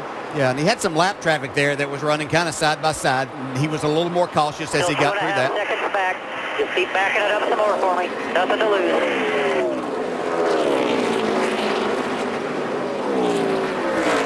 What a difference it would make going into the chase for the NASCAR Sprint Cup with a win under your belt versus still being frustrated and not having that victory. It'd change your whole outlook on your potential to win the championship. I'm going to tell you something. Truex is a great guy, too. It's good to see him having this kind of year. Said the biggest factor in the turnaround of this team for him was being asked by the team a year ago, April, to be involved in helping guide the direction of their car building and their competition and what they did and their competitive decisions. Said it was the coolest and proudest moment of his life, or one of. And it's felt such a special thing to him to see this team progress forward by trouble. Front straightaway, Jamie McMurray. Way down, you're clear, caution south. He hit it hard. That's all the makings of a right front. And this changes everything. Oh, it does.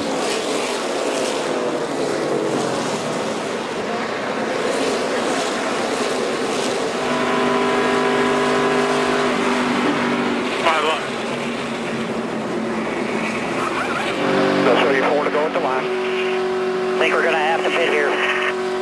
Yeah, he has to. Everybody's going to pit behind him. I don't think you can afford to take two either. No, it's going to take 4 tires to get it done. All right, talk about pressure points here. Driver, don't speed on pit road. Pit crew, get it done. The restart upcoming. And what's going to be a 2-lap sprint to the finish with a green-white checker overtime run.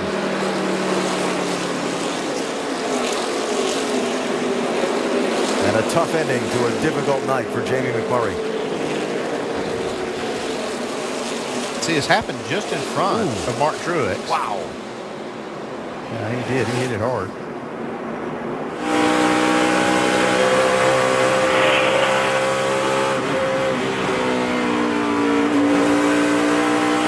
All the way down on the bottom there. All the way down, you're clear, caution south. You could hear the exasperation there in the spotter's voice.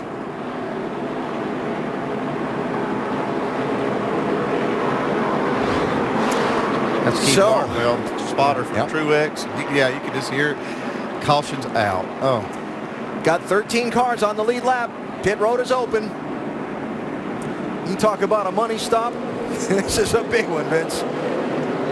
And this 24 team has had its issues in the pits this year. Alan Gustafson said we need to be perfect tonight. It's a little too tight on landing for Jeff Gordon, so they're going to go up 1 round on the track bar, give him 4 fresh tires, a tear off, so he's got a clear view as well. Shannon? Martin Truex Jr. is in his pit box. The call is for 4 tires. They're also going to put a little bit of tape on that nose. They said, Martin, you can do it. Denny Hamlin gives up 3rd position, too tight at the start of the run. He'll get a wedge and air pressure adjustment to try to take the 11 back to the front. Look at the race off pit road, Alan. Oh, this is going to be big. Think Denny Hamlin's got it, though. If he didn't speed to get that, he'll be in good shape. Puts Gordon on the inside on the restart. Hamlin brought right back into it from 3rd place by the excellent work his pit crew has done all night, including right now when it counted perhaps most.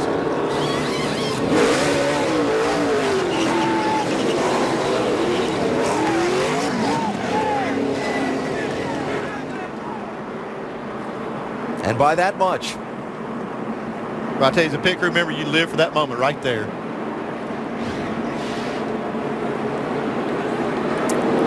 Well, our in-race reporter, I haven't had a chance to talk to him yet tonight because we've done so much running under the green, but Martin Truex Jr. is still up there, DJ. He's going to restart alongside Denny Hamlin. Hey, Martin, Dale Jarrett, have a copy? Yeah, man. Well, I know that that wasn't what you were looking for. You've done a tremendous job, and obviously with all the green flag racing tonight, we hadn't had a chance to talk with you, but what a great run you've had here. Just going to have a couple of laps to get it done and going to be on the outside. Yeah, we'll see here. That's, man, I sure didn't want to see that caution. You know, we had him covered, but such is life and seems to be my kind of luck when I'm leading. So we'll just do what we can do here. Car's been fast, man. The guy's done awesome. Napa Shocks Toyota's been smoking fast tonight, and it's been so much fun to drive it. You know, we're in the Napa's headquarters backyard, and we got a lot of folks here from Napa, and man, I sure want to win this thing for them. So we'll just do what we can. I ain't making no guarantees, but just do all we can do and see what happens. Well, man, it looked like it was going to be there, almost a perfect week for you with everything taking place. But you really found something when you found that high line, didn't you? I've always run high here, 1 and 2, but I found something a little bit different this year. The very high line really hadn't been super good all weekend, but I found something kind of in between there that's been working for me, and Chad's made some really good adjustments for me tonight. So we'll just have to wait and see what happens here, but sure is fun running up front and having the Snapper Shocks Toyota up front challenging for a win. I really wish that caution didn't come out, but hopefully we can get us a good restart here, and we'll see what happens. That 11's been real good for about 5 laps, and takes me about 5 to get going, so not real sure what's going to happen, but we'll just have to wait and see how it goes here. All right, Martin, thanks for talking with us. Good luck to you, buddy. Want to go at the line.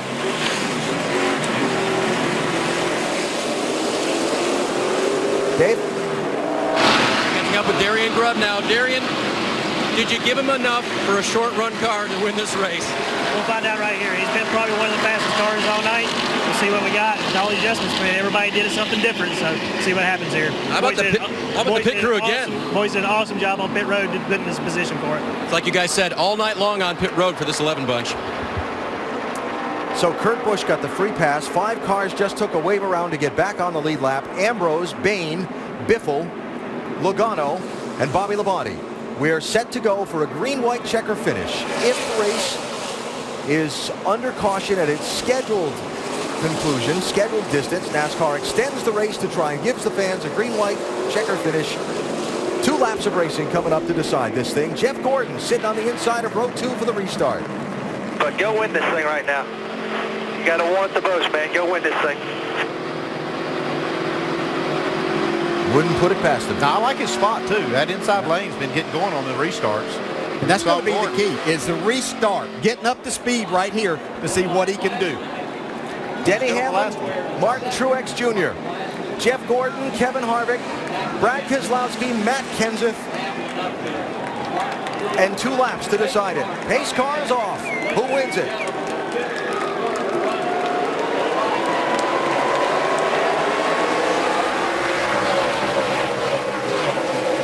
Truex struggles. Gordon bidding on Hamlin for the race lead. That's Dale Earnhardt Jr. looking for 4th place on the inside, the white and blue car.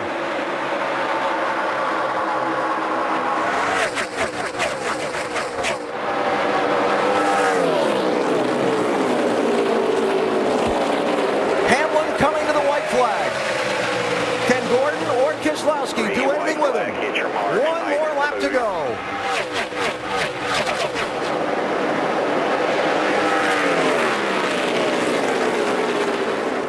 Gordon desperately needs this win. Trying to get to Hamlin. Half a lap left. Got a good run off, too.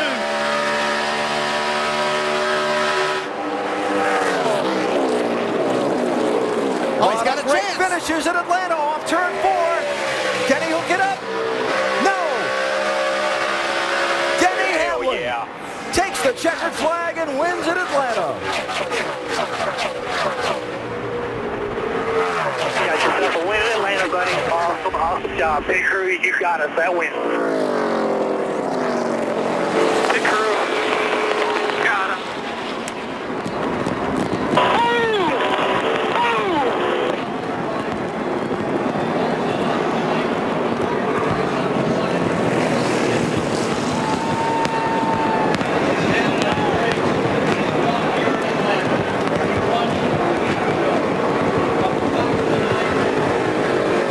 Back-to-back wins for Denny Hamlin.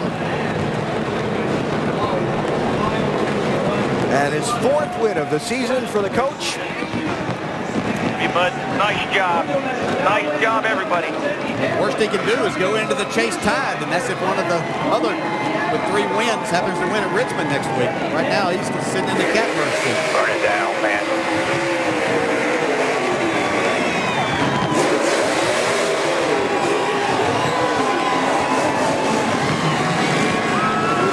And what a great illustration of the team aspect of this sport. Oh, yeah, that was definitely the pit crew. I mean, they're the stars of the show here. I know Hamlin did a great job. That pit crew kept that car out front all night long, and man, when it counted, they put one out there. And that's what championship teams are made of, too. They step up when you have to.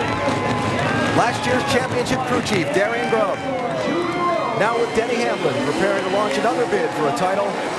They've got back-to-back wins. Bristol last week, Atlanta this week, and Denny's home track in Richmond, where he's had so much success in the past, yet to come next Saturday night. A thrilling twist of plot in the final laps at Atlanta. We'll talk to the winner and some of the other top finishers when we come back in a minute.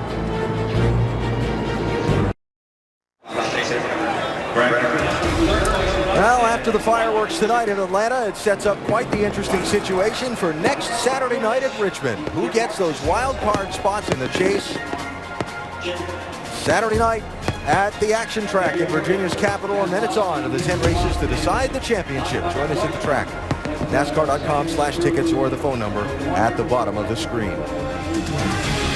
So SportsCenter coming up next with a lot of very interesting sports action throughout the day. A very interesting finish here in Atlanta tonight. Jeff Gordon gave it all he had, Vince. Came up one number short on that scoreboard. Desperately needed the victory tonight to make the chase. They worked on the car all night long to get in position. How do you sum up that last restart and final couple laps, Jeff? Well, we were pretty good on the short runs. The long runs were what hurt us, but I got everything I could ask for. You know, I got the restart I wanted, got to the outside. We're a little bit too tight. Denny was pretty good there, but he made a mistake off of 2, and I got a run on him, and I made a bad decision. You know, all night I was able to get the guys' quarter panels and get to the outside of them and stay there, and I should have just run in the back of him going into 3 and moved him up the racetrack. You know, we'd be sitting in victory lane right now and counting another win. You know, this chase is too important to be in it for me not to make a move like that. And, you know, I wouldn't have wanted to wreck him, but I would like to have had that one over again. But I got to thank DuPont for commemorating 20 years that I've been in the sport. This place has been very special to me, and it was very close to being special again here tonight, but still a great effort by the team. I mean, there were times where we were 11th, you know, or 12th. So, you know, just to have a shot to win, I'm thankful for that. I just wish we could have done it again. Shannon? Well, Martin Truex Jr., we heard him on In-Race Reporter. We knew that you did not want to see that caution. What happened on the restart? Just spun the tires. All night long I had trouble on the outside. When I was on the outside, spin the tires. As soon as I went to third gear, it's really strange. I've never had that before in third. Usually get in second, and then you get to third and you're okay. And I'd be okay in second right there with him, and I'd get to third at the start-finish line. I just smoked the tires like a dragster. So it just wasn't meant to be again, I guess. Martin Truex Jr. is in the chase, but just certainly not the night he wanted. Alan? Shannon, he is in the chase. In fact, the entire top 9 are locked in on points, and Tony Stewart guaranteed at least a wild card. Denny Hamlin looking good for maybe a number 1 seed in the chase after his 4th win of the season.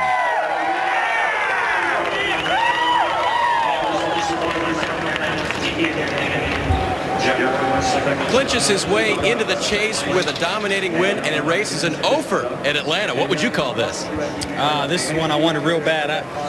Last week was a big one, no doubt about it. But, I've been really good here in Atlanta the last few years to not won. And, we just wore a splitter out, and I had nothing left there at the end. And so our car faded a little bit, but pit crew won me the race. And that's what a championship team's all about, is to having all those pieces of the puzzle put together. And this year, I think we have it all. Fortune wasn't smiling your way with a couple of strategy situations here. And then what did you think when you got the final caution and knew you were going to pit? It was a new lease on life. I'm 70% happy for us, 30% sad for Michael and Martin Truex and those guys.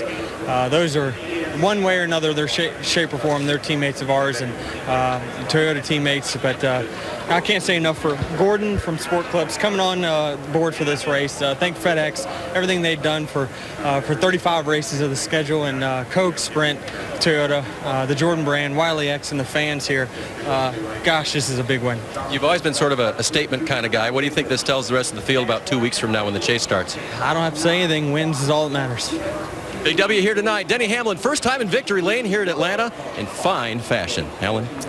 One more races than anybody else so far this season, and as we check the championship standings with 1 race to go until the chase, Tony Stewart guaranteed at least a wild card, so those spots are all taken care of. Yeah, and I think those 9 might make it difficult for one of those drivers outside the top 10 looking to get a victory at Richmond next week. Casey Kane could race his way into the chase or could fall out of the wild card, depending on how things unfold next Saturday night. Going to be another wild one next Saturday night in Richmond. It will be a lot of fun. Mac Tools U.S. Nationals tomorrow at noon on ESPN2, and Sports Center is next, and a huge racing weekend next weekend at Richmond when those final couple of spots in the chase for the NASCAR Sprint Cup are settled, and it's all about one thing: win to get in. Denny Hamlin wins tonight at Atlanta. This has been a presentation of ESPN, the worldwide leader in sports.